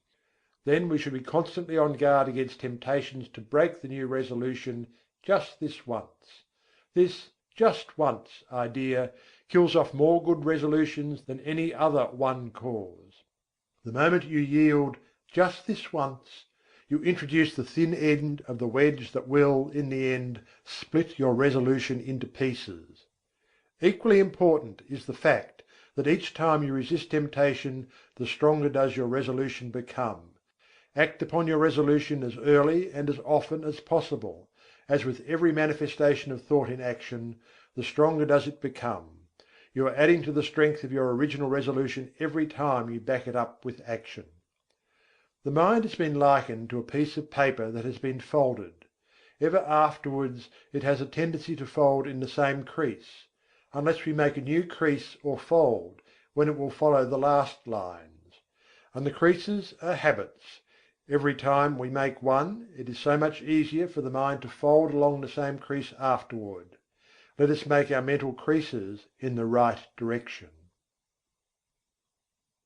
CHAPTER XI. The psychology of emotion. One is apt to think of the emotions as independent from habit. We easily may think of one acquiring habits of action, and even of thinking, but we are apt to regard the emotions as something connected with feeling, and quite divorced from intellectual effort. Yet, notwithstanding the distinction between the two, both are dependent largely upon habit, and one may repress, increase, develop, and change one's emotions, just as one may regulate habits of action and lines of thought. It is an axiom of psychology that emotions deepen by repetition. If a person allows a state of feeling to thoroughly take possession of him, he will find it easier to yield to the same emotion the second time, and so on, until a particular emotion or feeling becomes second nature to him. If an undesirable emotion shows itself inclined to take up a permanent abode with you, you had better start to work to get rid of it, or at least to master it. And the best time to do this is at the start, for each repetition renders the habit more firmly entrenched, and the task of dislodging it more difficult. Were you ever jealous? If so, you will remember how insidious was its first approach, how subtly it whispered hateful suggestions into your willing ear, and how gradually it followed up such suggestions until finally you began to see green. Jealousy has an effect upon the bile, and causes it to poison the blood. That is why the idea of green is always associated with it. Then you will remember how the thing seemed to grow, taking possession of you until you scarcely could shake it off. You found it much easier to become jealous the next time. It seemed to bring before you all sorts of objects apparently justifying your suspicions and feeling. Everything began to look green. The green-eyed monster waxed fat. And so it is with every feeling or emotion. If you give way to a fit of rage, you will find it easier to become angry the next time on less provocation. The habit of feeling and acting mean does not take long to firmly settle itself in its new home if encouraged. Worry is a great habit for growing and waxing fat. People start by worrying about big things, and then begin to worry and fret about some smaller thing, and then the merest trifle worries and distresses them. They imagine that all sorts of evil things are about to befall them. If they start on the journey, they are certain there is going to be a wreck. If a telegram comes, it is sure to contain some dreadful tidings. If a child seems a little quiet, the worrying mother is positive it is going to fall ill and die. If the husband seems thoughtful as he revolves some business plan in his mind, then the good wife is convinced that he is beginning to cease to love her, and indulges in a crying spell. And so it goes: worry, worry, worry. Each indulgence making the habit more at home. After a while the continued thought shows itself in action. Not only is the mind poisoned by the blue thoughts, but the forehead shows deep lines between the eyebrows, and the voice takes on that whining, rasping tone so common among worry-burdened people. The condition of mind known as fault-finding is another emotion that grows fat with exercise. First, fault is found with this thing, then with that, and finally with everything. The person becomes a chronic nagger, a burden to friends and relatives, and a thing to be avoided by outsiders. Women make the greatest naggers, not because men are any better, but simply because a man nagger is apt to have the habit knocked out of him by other men who will not stand his nonsense. He finds that he is making things too hot for himself, and he reforms, while a woman has more of a chance to indulge in the habit. But this nagging is all a matter of habit. It grows from small beginnings, and each time it is indulged in, it throws out another root, branch, or tendril, and fastens itself the closer to the one who has given it soil in which to grow. Envy, uncharitableness, gossip, scandal-mongering are all habits of this kind. The seeds are in every human breast, and only need good soil and a little watering to become lusty and strong. Each time you give way to one of these negative emotions, the easier do you make it for a recurrence of the same thing or similar ones. Sometimes by encouraging one unworthy emotion, you find that you have given room for the growth of a whole family of these mental weeds. Now this is not a good old orthodox preachment against the sin of bad thoughts. It is merely a calling of your attention to the law underlying the psychology of emotion. Nothing new about it, old as the hills, so old that many of us have forgotten all about it. If you wish to manifest these constantly disagreeable and unpleasant traits, and to suffer the unhappiness that comes from them, by all means do so. That is your own business and privilege. It's none of mine, and I am not preaching at you. It keeps me busy minding my own business and keeping an eye on my own undesirable habits and actions.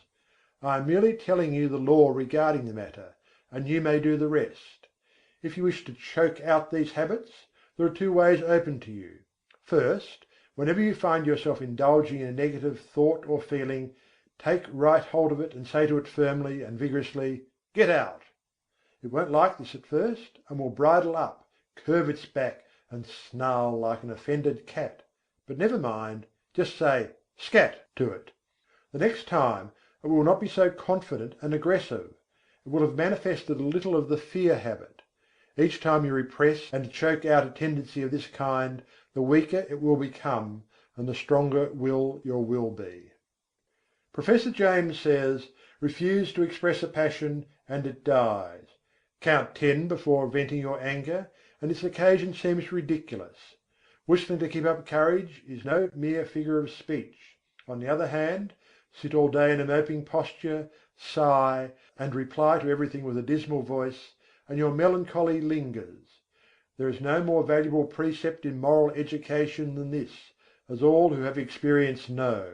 If we wish to conquer emotional tendencies in ourselves, we must assiduously, and in the first instance cold-bloodedly, go through the outward movements of those contrary dispositions we prefer to cultivate. Smooth the brow, brighten the eye, contract the dorsal rather than the ventral aspect of the frame, and speak in a major key, pass the genial compliment, and your heart must be frigid indeed if it does not gradually thaw. CHAPTER XII. Developing New Brain Cells. I have spoken of the plan of getting rid of undesirable states of feeling by driving them out. But a far better way is to cultivate the feeling or emotion directly opposed to the one you wish to eradicate. We are very apt to regard ourselves as the creatures of our emotions and feelings, and to fancy that these feelings and emotions are we. But such is far from being the truth. It is true that the majority of the race are slaves of their emotions and feelings and are governed by them to a great degree. They think that feelings are things that rule one and from which one cannot free himself, and so they cease to rebel. They yield to the feeling without question, although they may know that the emotion or mental trait is calculated to injure them, and to bring unhappiness and failure instead of happiness and success. They say, "We are made that way," and let it go at that. The new psychology is teaching the people better things. It tells them that they are masters of their emotions and feelings, instead of being their slaves. It tells them that brain cells may be developed that will manifest along desirable lines, and that the old brain cells that have been manifesting so unpleasantly may be placed on the retired list, and allowed to atrophy from want of use. People may make themselves over, and change their entire natures. This is not mere idle theory, but is a working fact which has been demonstrated by thousands of people, and which is coming more and more before the attention of the race. No matter what theory of mind we entertain, we must admit that the brain is the organ and instrument of the mind, in our present state of existence at least, and that the brain must be considered in this matter. The brain is like a wonderful musical instrument having millions of keys, upon which we may play innumerable combinations of sounds. We come into the world with certain tendencies, temperaments, and predispositions. We may account for these tendencies by heredity, or we may account for them upon theories of pre-existence, but the facts remain the same. Certain keys seem to respond to our touch more easily than others. Certain notes seem to sound forth as the current of circumstances sweeps over the strings, and certain other notes are less easily vibrated. But we find, if we but make the effort of the will to restrain the utterance of some of these easily sounded strings, they will grow more difficult to sound, and less liable to be stirred by the passing breeze. And if we will pay attention to some of the other strings that have not been giving forth a clear tone, we will soon get them in good working order. Their notes will chime forth clear and vibrant, and will drown the less pleasant sounds. We have millions of unused brain cells awaiting our cultivation. We are using but a few of them, and some of these we are working to death. We are able to give some of these cells a rest by using other cells. The brain may be trained and cultivated in a manner incredible to one who has not looked into the subject. Mental attitudes may be acquired and cultivated, changed and discarded at will. There is no longer any excuse for people manifesting unpleasant and harmful mental states. We have the remedy in our own hands. We acquire habits of thought, feeling, and action by repeated use. We may be born with a tendency in a certain direction, or we may acquire tendencies by suggestions from others, such as the examples of those around us, suggestions from reading, listening to teachers. We are a bundle of mental habits. Each time we indulge in an undesirable thought or habit, the easier does it become for us to repeat that thought or action. Mental scientists are in the habit of speaking of desirable thoughts or mental attitudes as positive, and of the undesirable ones as negative. There is a good reason for this. The mind instinctively recognizes certain things as good for the individual to which it belongs, and it clears the path for such thoughts, and interposes the least resistance to them. They have a much greater effect than an undesirable thought possesses, and one positive thought will counteract a number of negative thoughts. The best way to overcome undesirable or negative thoughts and feelings is to cultivate the positive ones. The positive thought is the strongest plant, and will in time starve out the negative one by withdrawing from it the nourishment necessary for its existence. Of course, the negative thought will set up a vigorous resistance at first, for it is a fight for life with it. In the slang words of the time, it sees its finish, if the positive thought is allowed to grow and develop; and consequently it makes things unpleasant for the individual until he has started well into the work of starving it out. Brain cells do not like to be laid on the shelf any more than does any other form of living energy, and they rebel and struggle until they are too weak to do so. The best way is to pay as little attention as possible to these weeds of the mind, but put in as much time as possible watering, caring for, and attending to the new and beautiful plants in the garden of the mind. For instance, if you are apt to hate people, you can best overcome the negative thought by cultivating love in its place. Think love, and act it out as often as possible. Cultivate thoughts of kindness, and act as kindly as you can to everyone with whom you come in contact. You will have trouble at the start, but gradually love will master hate, and the latter will begin to droop and wither. If you have a tendency towards the blues, cultivate a smile and a cheerful view of things. Insist upon your mouth wearing upturned corners, and make an effort of the will to look upon the bright side of things. The blue devils will set up a fight, of course, but pay no attention to them. Just go on cultivating optimism and cheerfulness. Let bright, cheerful and happy be your watchword, and try to live it out. These recipes may seem very old and time-worn, but they are psychological truths and may be used by you to advantage. If you once comprehend the nature of the thing, the affirmations and autosuggestions of the several schools may be understood and taken advantage of. You may make yourself energetic instead of slothful, active instead of lazy, by this method. It is all a matter of practice and steady work. New thought people often have much to say about holding the thought, and indeed it is necessary to hold the thought in order to accomplish results. But something more is needed. You must act out the thought until it becomes a fixed habit with you. Thoughts take form in action, and in turn actions influence thought. So by acting out certain lines of thought, the actions react upon the mind, and increase the development of the part of the mind having close relation to the act. Each time the mind entertains a thought, the easier becomes the resulting action, and each time an act is performed, the easier becomes the corresponding thought. So you see the thing works both ways, action and reaction. If you feel cheerful and happy, it is very natural for you to laugh, and if you will laugh a little, you will begin to feel bright and cheerful. Do you see what I am trying to get at? Here it is in a nutshell. If you wish to cultivate a certain habit of action, begin by cultivating the mental attitude corresponding to it. And as a means of cultivating that mental attitude, start to act out, or go through the motions of the act corresponding to the thought. Now see if you can not apply this rule. Take up something that you really feel should be done, but which you do not feel like doing. Cultivate the thought leading up to it. Say to yourself, "I like to do so and so," and then go through the motions, cheerfully, remember, and act out the thought that you like to do the thing. Take an interest in the doing, study out the best way to do it, put brains into it, take a pride in it, and you will find yourself doing the thing with a considerable amount of pleasure and interest. You will have cultivated a new habit.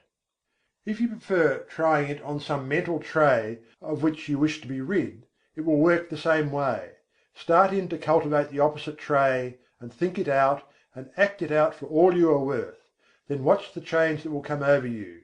Don't be discouraged at the resistance you will encounter at first, but sing gaily, "I can and I will," and get to work in earnest. The important thing in this work is to keep cheerful and interested. If you manage to do this, the rest will be easy. End of Thought Vibration, Part 3, Chapters 9 to 12.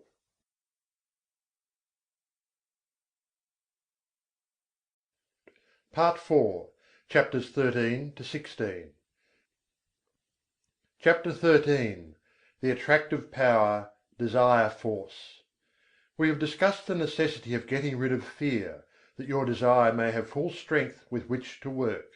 Supposing that you have mastered this part of the task, or at least started on the road to mastery, I will now call your attention to another important branch of the subject. I allude to the subject of mental leaks. No, I don't mean the leakage arising from your failure to keep your own secrets. That is also important, but forms another story. The leakage I am now referring to is in that occasioned by the habit of having attention attracted to and distracted by every passing fancy. In order to attain a thing, it is necessary that the mind should fall in love with it, and be conscious of its existence, almost to the exclusion of everything else. You must get in love with the thing you wish to attain, just as much as you would if you were to meet the girl or man you wished to marry. I do not mean that you should become a monomaniac upon the subject, and should lose all interest in everything else in the world. That won't do, for the mind must have recreation and change. But I do mean that you must be so set upon the desired thing that all else will seem of secondary importance. A man in love may be pleasant to everyone else, and may go through the duties and pleasures of life with good spirit, but underneath it all he is humming to himself, "Just one girl," and every one of his actions is bent toward getting that girl, and making a comfortable home for her. Do you see what I mean? You must get in love with the thing you want, and you must get in love with it in earnest. None of this latter-day flirting, on to-day and off to-morrow sort of love, but the good old-fashioned kind, that used to make it impossible for a young man to get to sleep unless he took a walk around his best girl's house, just to be sure it was still there. That's the real kind. And the man or woman in search of success must make of that desired thing his ruling passion. He must keep his mind on the main chance. Success is jealous. That's why we speak of her as feminine. She demands a man's whole affection, and if he begins flirting with other fair charmers, she soon turns her back upon him. If a man allows his strong interest in the main chance to be sidetracked, he will be the loser. Mental force operates best when it is concentrated. You must give to the desired thing your best and most earnest thought. Just as the man who is thoroughly in love will think out plans and schemes whereby he may please the fair one, so will the man who is in love with his work or business give it his best thought, and the result will be that 101 plans will come into his field of consciousness, many of which are very important. The mind works on the subconscious plane, remember, and almost always along the lines of the ruling passion or desire. It will fix up things, and patch together plans and schemes, and when you need them the most, it will pop them into your consciousness, and you'll feel like hurrahing, just as if you had received some valuable aid from outside.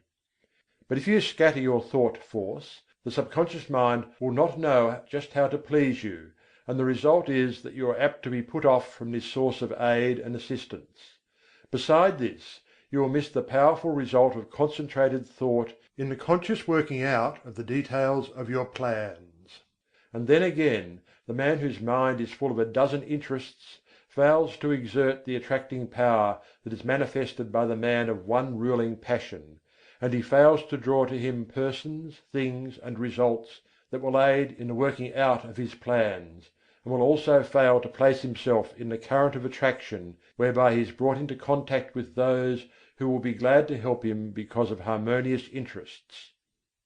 I have noticed in my own affairs that when I would allow myself to be sidetracked by anything outside of my regular line of work, it would only be a short time before my receipts dropped off and my business showed signs of a lack of vitality. Now many say that this was because I had left undone some things that I would have done if my mind had been centered on the business. This is true, but I have noticed like results in cases where there was nothing to be done, cases in which the seed was sown and the crop was awaited. And in just such cases, as soon as I directed my thought to the matter, the seed began to sprout. I do not mean that I had to send out great mental waves with the idea of affecting people. Not a bit of it. I simply began to realize what a good thing I had, and how much people wanted it, and how glad they would be to know of it, and all that sort of thing, and lo, my thoughts seemed to vitalize the work, and the seed began to sprout. This is no mere fancy, for I have experienced it on several occasions. I have spoken to many others on the subject, and I find that our experiences tally perfectly. So don't get into the habit of permitting these mental leaks. Keep your desire fresh and active, and let it get in its work without interference from conflicting desires. Keep in love with the thing you wish to attain, feed your fancy with it, see it as accomplished already, but don't lose your interest. Keep your eye on the main chance, and keep your one ruling passion strong and vigorous. Don't be a mental polygamist. One mental love is all that a man needs, that is, one at a time.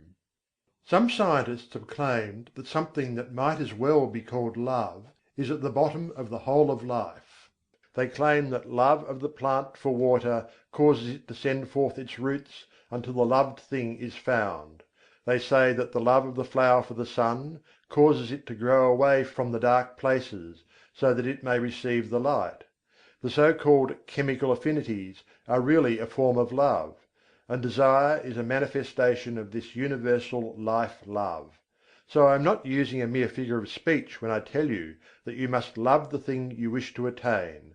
Nothing but intense love will enable you to surmount the many obstacles placed in your path.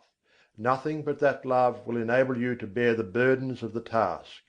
The more desire you have for a thing, the more you love it, and the more you love it, the greater will be the attractive force exerted towards its attainment, both within yourself and outside of you. So love but one thing at a time. Don't be a mental Mormon. CHAPTER XIV. The Great Dynamic Forces. You have noticed the difference between the successful and strong men in any walk of life, and the unsuccessful weak men around them. You are conscious of the widely differing characteristics of the two classes, but somehow find it difficult to express just in what the difference lies. Let us take a look at the matter. Burton said, "The longer I live, the more certain I am that the great difference between men, the feeble and the powerful, the great and the insignificant, is energy and invincible determination, a purpose once fixed, and then death or victory. That quality will do anything that can be done in this world; and no talents, no circumstances, no opportunities will make a two-legged creature a man without it." I do not see how the idea could be more clearly expressed than Burton has spoken. He has put his finger right in the centre of the subject; his eye has seen into the heart of it. Energy and invincible determination: these two things will sweep away mighty barriers, and will surmount the greatest obstacles. And yet they must be used together. Energy without determination will go to waste. Lots of men have plenty of energy, they are full to overflowing with it, and yet they lack concentration, they lack the concentrated force that enables them to bring their power to bear upon the right spot. Energy is not nearly so rare a thing as many imagine it to be. I can look around me at any time, and pick out a number of people I know who are full of energy. Many of them are energy plus, and yet, somehow, they do not seem to make any headway. They are wasting their energy all the time. Now they are fooling with this thing, now meddling with that. They will take up some trifling thing of no real interest or importance, and waste enough energy and nervous force to carry them through a hard day's work, and yet when they are through, nothing has been accomplished. Others who have plenty of energy fail to direct it by the power of the will toward the desired end. Invincible determination: those are the words. Do they not thrill you with their power? If you have something to do, get to work and do it. Marshal your energy, and then guide and direct it by your will. Bestow upon it that invincible determination, and you will do the thing. Everyone has within him a giant will, but the majority of us are too lazy to use it. We cannot get ourselves nerved up to the point at which we can say truthfully, "I will." If we can but pluck up our courage to that point, and will then pin it in place so that it will not slip back, we will be able to call into play that wonderful power, the human will. Man, as a rule, has but the faintest conception of the power of the will, but those who have studied along the occult teachings know that the will is one of the great dynamic forces of the universe, and if harnessed and directed properly, it is capable of accomplishing almost miraculous things. Energy and invincible determination, aren't they magnificent words? Commit them to memory, press them like a die into the wax of your mind, and they will be a constant inspiration to you in hours of need. If you can get these words to vibrating in your being, you will be a giant among pygmies. Say these words over and over again, and see how you are filled with new life, see how your blood will circulate, how your nerves will tingle. Make these words a part of yourself, and then go forth anew into the battle of life, encouraged and strengthened. Put them into practice. Energy and invincible determination, let that be your motto in your work-a-day life, and you will be one of those rare men who are able to do things. Many persons are deterred from doing their best by the fact that they underrate themselves by comparison with the successful ones of life, or rather, overrate the successful ones by comparison with themselves. One of the curious things noticed by those who are brought into contact with the people who have arrived is the fact that these successful people are not extraordinary after all. You meet with some great writer, and you are disappointed to find him very ordinary indeed. He does not converse brilliantly, and, in fact, you know a score of everyday people who seem far more brilliant than this man who dazzles you by his brightness in his books. You meet some great statesman, and he does not seem nearly so wise as lots of old fellows in your own village, who waste their wisdom upon the desert air. You meet some great captain of industry, and he does not give you the impression of the shrewdness so marked in some little bargain-driving trader in your own town. How is this, anyway? Are the reputations of these people fictitious, or what is the trouble? The trouble is this: you have imagined these people to be made of superior metal, and are disappointed to find them made of the same stuff as yourself and those about you. But, you ask, wherein does their greatness of achievement lie? Chiefly in this: belief in themselves and in their inherent power, in their faculty to concentrate on the work in hand, when they are working, and in their ability to prevent leaks of power when they are not working. They believe in themselves, and make every effort count. Your village wise man spills his wisdom on every corner, and talks to a lot of fools, when if he really were wise, he would save up his wisdom and place it where it would do some work. The brilliant writer does not waste his wit upon every corner. In fact, he shuts the drawer in which he contains his wit, and opens it only when he is ready to concentrate and get down to business. The captain of industry has no desire to impress you with his shrewdness and smartness. He never did, even when he was young. While his companions were talking and boasting and blowing, this future successful financier was sawing wood and saying nothing. The great people of the world, that is, those who have arrived, are not very different from you or me or the rest of us. All of us are about the same at the base.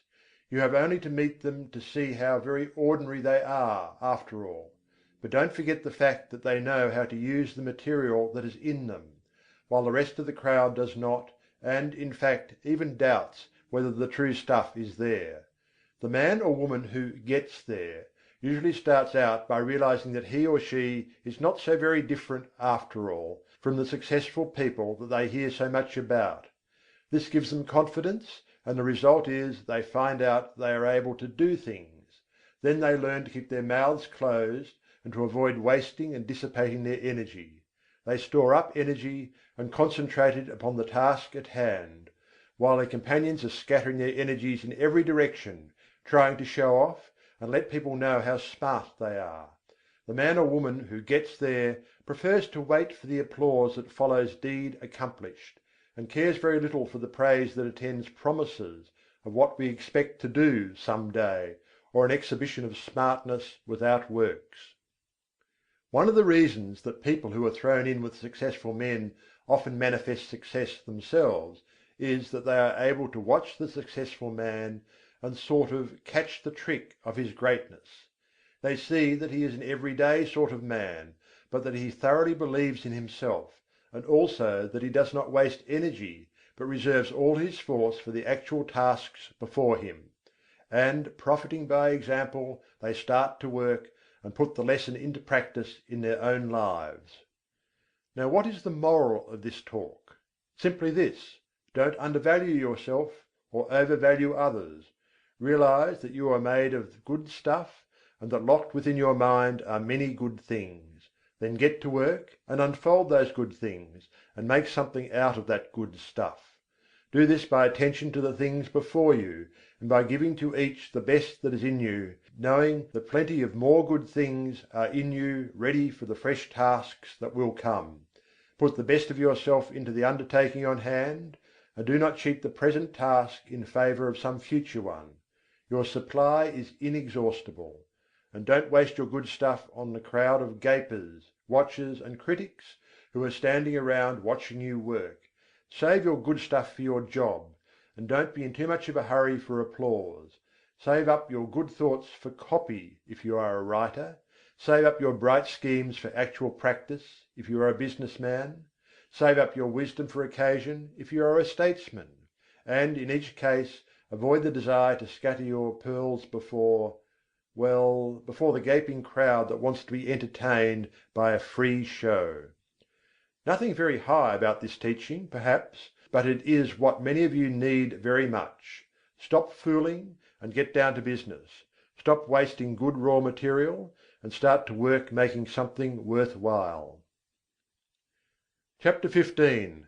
Claiming Your Own. In a recent conversation I was telling a woman to pluck up courage and to reach out for a certain good thing for which she had been longing for many years, and which at last appeared to be in sight.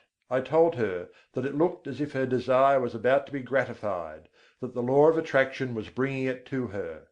She lacked faith, and kept on repeating, "Oh, it's too good to be true, it's too good for me." She had not emerged from the worm of the dust stage, and although she was in sight of the promised land, she refused to enter it because "it was too good for her." I think I succeeded in putting sufficient ginger into her to enable her to claim her own, for the last reports indicate that she is taking possession. But that is not what I wish to tell you. I want to call your attention to the fact that nothing is too good for you, no matter how great the thing may be, no matter how undeserving you may seem to be. You are entitled to the best there is, for it is your direct inheritance. So don't be afraid to ask, demand, and take. The good things of the world are not the portion of any favoured sons. They belong to all, but they come only to those who are wise enough to recognize that the good things are theirs by right, and who are sufficiently courageous to reach out for them. Many good things are lost for want of the asking. Many splendid things are lost to you because of your feeling that you are unworthy of them. Many great things are lost to you because you lack the confidence and courage to demand and take possession of them. "None but the brave deserves the fair," says the old adage, and the rule is true in all lines of human effort. If you keep on repeating that you are unworthy of the good thing, that it is too good for you, the law will be apt to take you at your word and believe what you say. That's the peculiar thing about the law: it believes what you say. It takes you in earnest. So beware what you say to it, for it will be apt to give credence. Say to it that you are worthy of the best there is, and that there is nothing too good for you, and you will be likely to have the law take you in earnest and say, "I guess he is right. I'm going to give him the whole bake shop if he wants it. He knows his rights, and what's the use of trying to deny it to him?" But if you say, "Oh, it's too good for me," the law will probably say, "Well, I shouldn't wonder but that is so. Surely he ought to know, and it isn't for me to contradict him." And so it goes. Why should anything be too good for you? Did you ever stop to think just what you are? You are a manifestation of the whole thing, and have a perfect right to all there is. Or, if you prefer it this way, you are a child of the Infinite, and are heir to it all. You are telling the truth in either statement, or both. At any rate, no matter what you ask, you are merely demanding your own; and the more in earnest you are about demanding it, the more confident you are of receiving it, the more will you use in reaching out for it, the surer you will be to obtain it. strong desire, confident expectation, courage in action, these things bring to you your own. But before you put these forces into effect, you must awaken to a realization that you are merely asking for your own, and not for something to which you have no right or claim. So long as there exists in your mind the last sneaking bit of doubt as to your right to the things you want, you will be setting up a resistance to the operation of the law. You may demand as vigorously as you please, but if you will lack the courage to act, if you have a lingering doubt of your right to the thing you want, if you persist in regarding the desired thing as if it belonged to another instead of to yourself, you will be placing yourself in the position of the covetous or envious man, or even in the position of the tempted thief. In such a case your mind will revolt at proceeding with the work, for it instinctively will recoil from the idea of taking what is not your own. The mind is honest. But when you realize that the best the universe holds belongs to you as a divine heir, and that there is enough for all without your robbing any one else, then the friction is removed and the barrier broken down, and the law proceeds to do its work. I do not believe in this humble business. This meek and lowly attitude does not appeal to me, there is no sense in it at all. The idea of making a virtue of such things when man is the heir of the universe, and is entitled to whatever he needs for his growth, happiness, and satisfaction. I do not mean that one should assume a blustering and domineering attitude of mind. That is also absurd, for true strength does not so exhibit itself. The blusterer is a self-confessed weakling, he blusters to disguise his weakness. The truly strong man is calm, self-contained, and carries with him a consciousness of strength which renders unnecessary the bluster and fuss of assumed strength. But get away from this hypnotism of humility, this meek and lowly attitude. Remember the horrible example of Uriah Heep, and beware of imitating him. Throw back your head and look the world square in the face. There's nothing to be afraid of. The world is apt to be as much afraid of you as you are of it, anyway. Be a man or woman and not a crawling thing. And this applies to your mental attitude as well as to your outward demeanour. Stop this crawling in your mind. See yourself as standing erect and facing life without fear, and you will gradually grow into your ideal. There is nothing that is too good for you, not a thing. The best there is not beginning to be good enough for you, for there are still better things ahead. The best gift that the world has to offer is a mere bauble compared to the great things in the cosmos that await your coming of age. So don't be afraid to reach out for these playthings of life, these baubles of this plane of consciousness. Reach out for them, grab a whole fistful, play with them until you are tired. That's what they are made for anyway. They are made for our express use, not to look at, but to be played with, if you desire. Help yourself. There's a whole shop full of these toys awaiting your desire, demand, and taking. Don't be bashful. Don't let me hear any more of this silly talk about things being too good for you. Pshaw! You have been like the emperor's little son, thinking that the tin soldiers and the toy drum were far too good for him, and refusing to reach out for them. But you don't find this trouble with children as a rule. They instinctively recognize that nothing is too good for them. They want all that is in sight to play with, and they seem to feel that the things are theirs by right. And that is the condition of mind that we seekers after the divine adventure must cultivate. Unless we become as little children, we cannot enter the kingdom of heaven. The things we see around us are the playthings of the kindergarten of God, playthings which we use in our game tasks.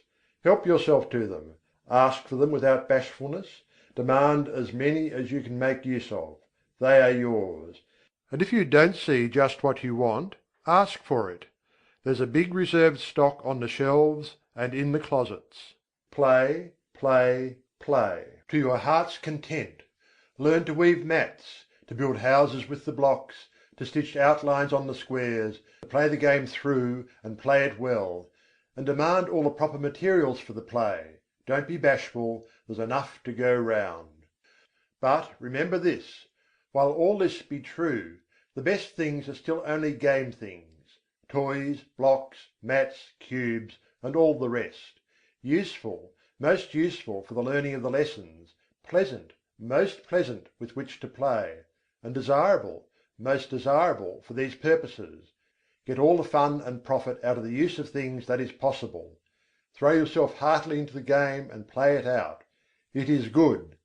But here's the thing to remember: never lose sight of the fact that these good things are but playthings, part of the game, and you must be perfectly willing to lay them aside when the time comes to pass into the next class, and not cry and mourn because you must leave your playthings behind you. Do not allow yourself to become unduly attached to them. They are for your use and pleasure, but are not a part of you, not essential to your happiness in the next stage. Despise them not because of their lack of reality: they are great things relatively, and you may as well have all the fun out of them that you can. Don't be a spiritual prig, standing aside and refusing to join in the game. But do not tie yourself to them. They are good to use and play with, but not good enough to use you and to make you a plaything. Don't let the toys turn the tables on you. This is the difference between the master of circumstances and the slave of circumstances. The slave thinks that these playthings are real, and that he is not good enough to have them. He gets only a few toys because he is afraid to ask for more, and he misses most of the fun. And then, considering the toys to be real, and not realizing that there are plenty more where these came from, he attaches himself to the little trinkets that have come his way, and allows himself to be made a slave of them. He is afraid that they may be taken away from him, and he is afraid to toddle across the floor and help himself to the others. The master knows that all are his for the asking. He demands that which he needs from day to day, and does not worry about overloading himself, for he knows that there are lots more, and that he cannot be cheated out of them. He plays, and plays well, and has a good time in the play, and he learns his kindergarten lessons in the playing. But he does not become too attached to his toys. He is willing to fling away the worn out toys and reach out for a new one. And when he is called into the next room for promotion, he drops on the floor the worn out toys of the day, and with glistening eyes and confident attitude of mind marches into the next room, into the great unknown, with a smile on his face. He is not afraid, for he hears the voice of the teacher, and knows that she is there waiting for him, in that next great room. CHAPTER XVI. Law, not chance. Some time ago I was talking to a man about the attractive power of thought. He said that he did not believe that thought could attract anything to him, and that it was all a matter of luck. He had found, he said, that ill luck relentlessly pursued him, and that everything he touched went wrong. It always had, and always would, and he had grown to expect it. When he undertook a new thing, he knew beforehand that it would go wrong, and that no good would come of it. Oh no! There wasn't anything in the theory of attractive thought, so far as he could see; it was all a matter of luck. This man failed to see that by his own confession he was giving a most convincing argument in favour of the law of attraction. He was testifying that he was always expecting things to go wrong, and that they always came about as he expected. He was a magnificent illustration of the law of attraction, but he didn't know it, and no argument seemed to make the matter clear to him. He was up against it, and there was no way out of it. He always expected the ill luck, and every occurrence proved that he was right, and that the mental science position was all nonsense. There are many people who seem to think that the only way in which the law of attraction operates is when one wishes hard, strong, and steady. They do not seem to realize that a strong belief is as efficacious as a strong wish. The successful man believes in himself and his ultimate success, and, paying no attention to little setbacks, stumbles, tumbles, and slips, presses on eagerly to the goal, believing all the time that he will get there. His views and aims may alter as he progresses, and he may change his plans or have them changed for him, but all the time he knows in his heart that he will eventually get there. He is not steadily wishing he may get there, he simply feels and believes it, and thereby sets to operation the strongest forces known in the world of thought. The man who just as steadily believes he is going to fail will invariably fail. How could he help it? There is no special miracle about it. Everything he does, thinks, and says is tinctured with the thought of failure.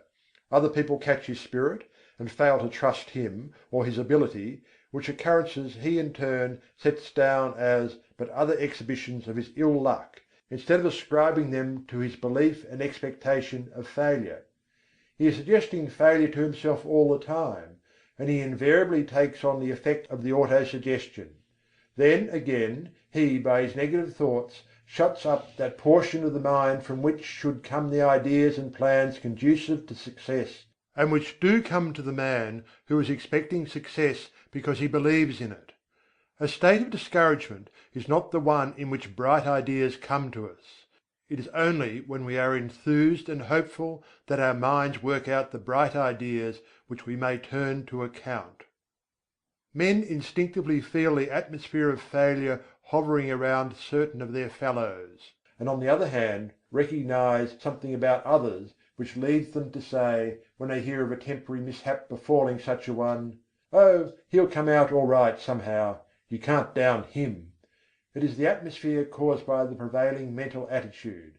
Clear up your mental atmosphere. There is no such thing as chance. Law maintains everywhere, and all that happens, happens because of the operation of law. You cannot name the simplest thing that ever occurred by chance. Try it, and then run the thing down to a final analysis, and you will see it as the result of law. It is as plain as mathematics: plan and purpose, cause and effect.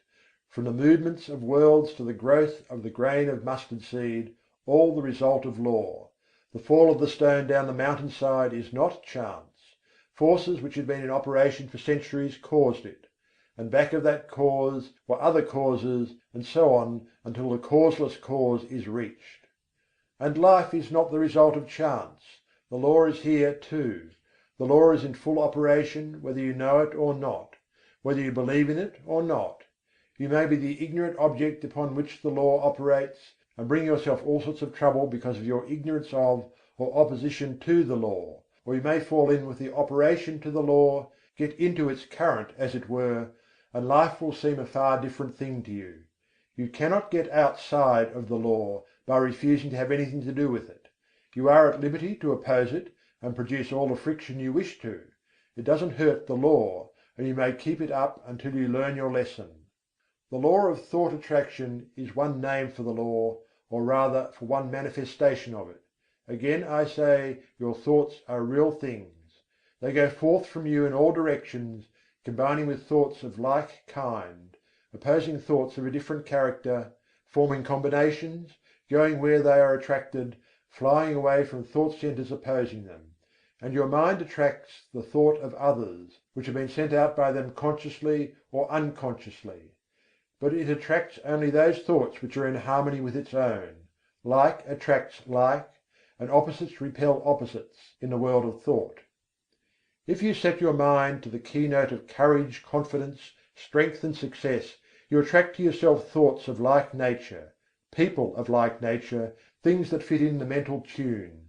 Your prevailing thought or mood determines that which is to be drawn toward you, picks out your mental bedfellow. You are today setting into motion thought currents which will in time attract toward you thoughts, people, and conditions in harmony with the predominant note of your thought. Your thought will mingle with that of others of like nature and mind, and you will be attracted toward each other, and will surely come together with a common purpose sooner or later, unless one or the other of you should change the current of his thoughts. Fall in with the operations of the law, make it a part of yourself, get into its currents, maintain your poise, set your mind to the keynote of courage, confidence and success. Get in touch with all the thoughts of that kind that are emanating every hour from hundreds of minds. Get the best that is to be had in the thought world. The best is there, so be satisfied with nothing less. Get into partnership with good minds. Get into the right vibrations. You must be tired of being tossed about by the operations of the law. Get into harmony with it. End of thought vibration, or the law of attraction in the thought world.